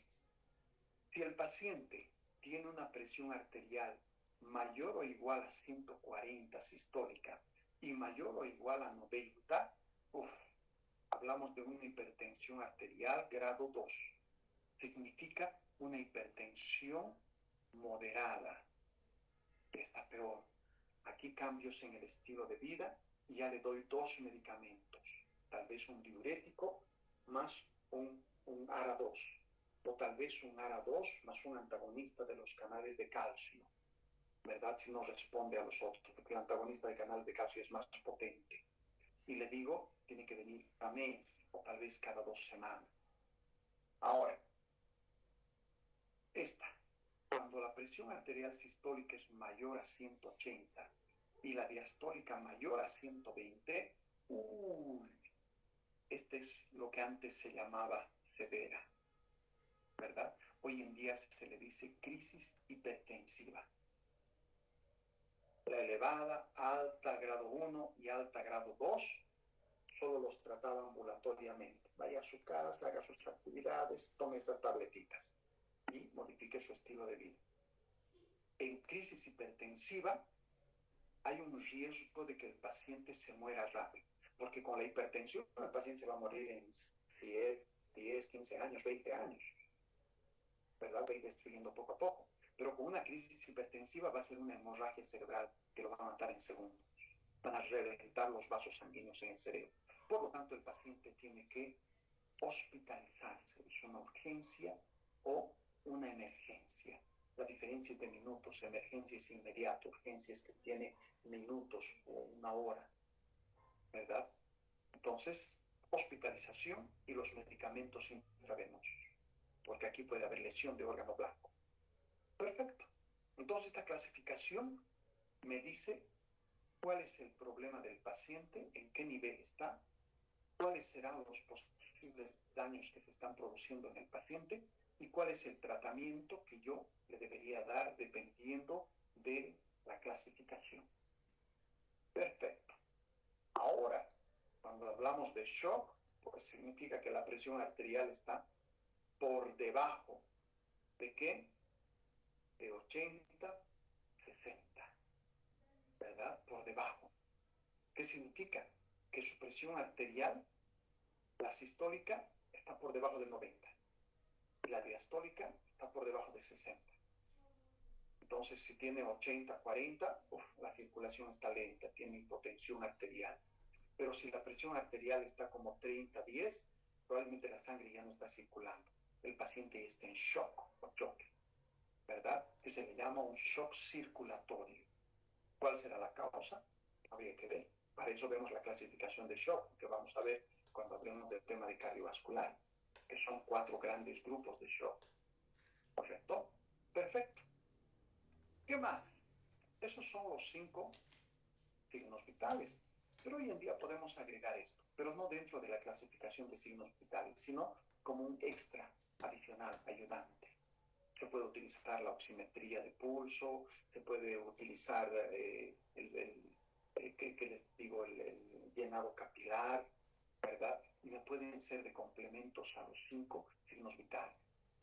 La oximetría simplemente es medir la concentración de oxígeno en la sangre, ¿verdad? Y lo hago indirectamente gracias a este aparatito que se llama oxímetro.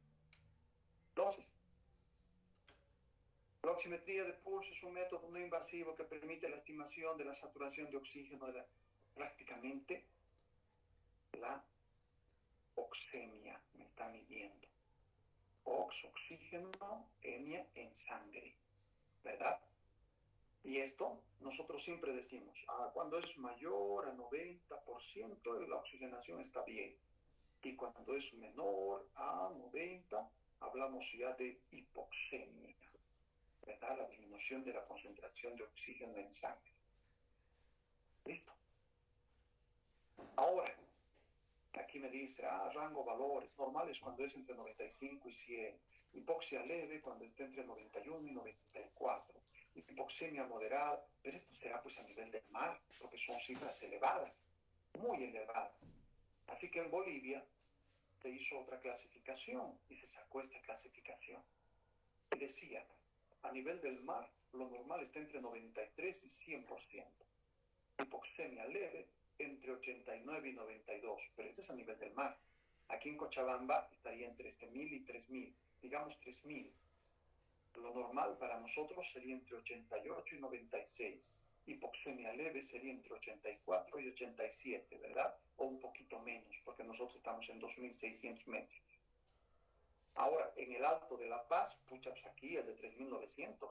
Allá normal será entre 83 y 92, ¿verdad? Hipoxia leve será entre 79 y 82.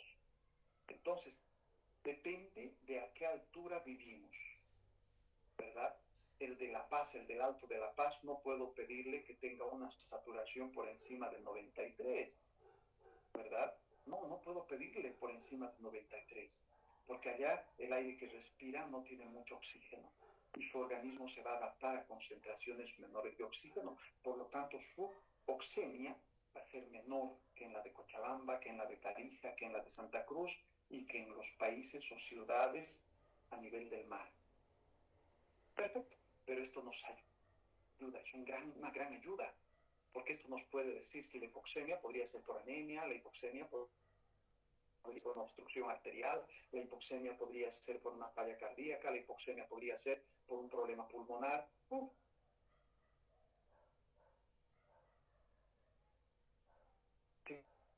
Yo tengo que analizar, tengo que hacer el diagnóstico.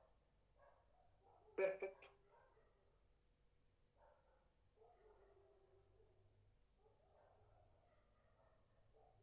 Bien, entonces con esto hemos terminado la clase.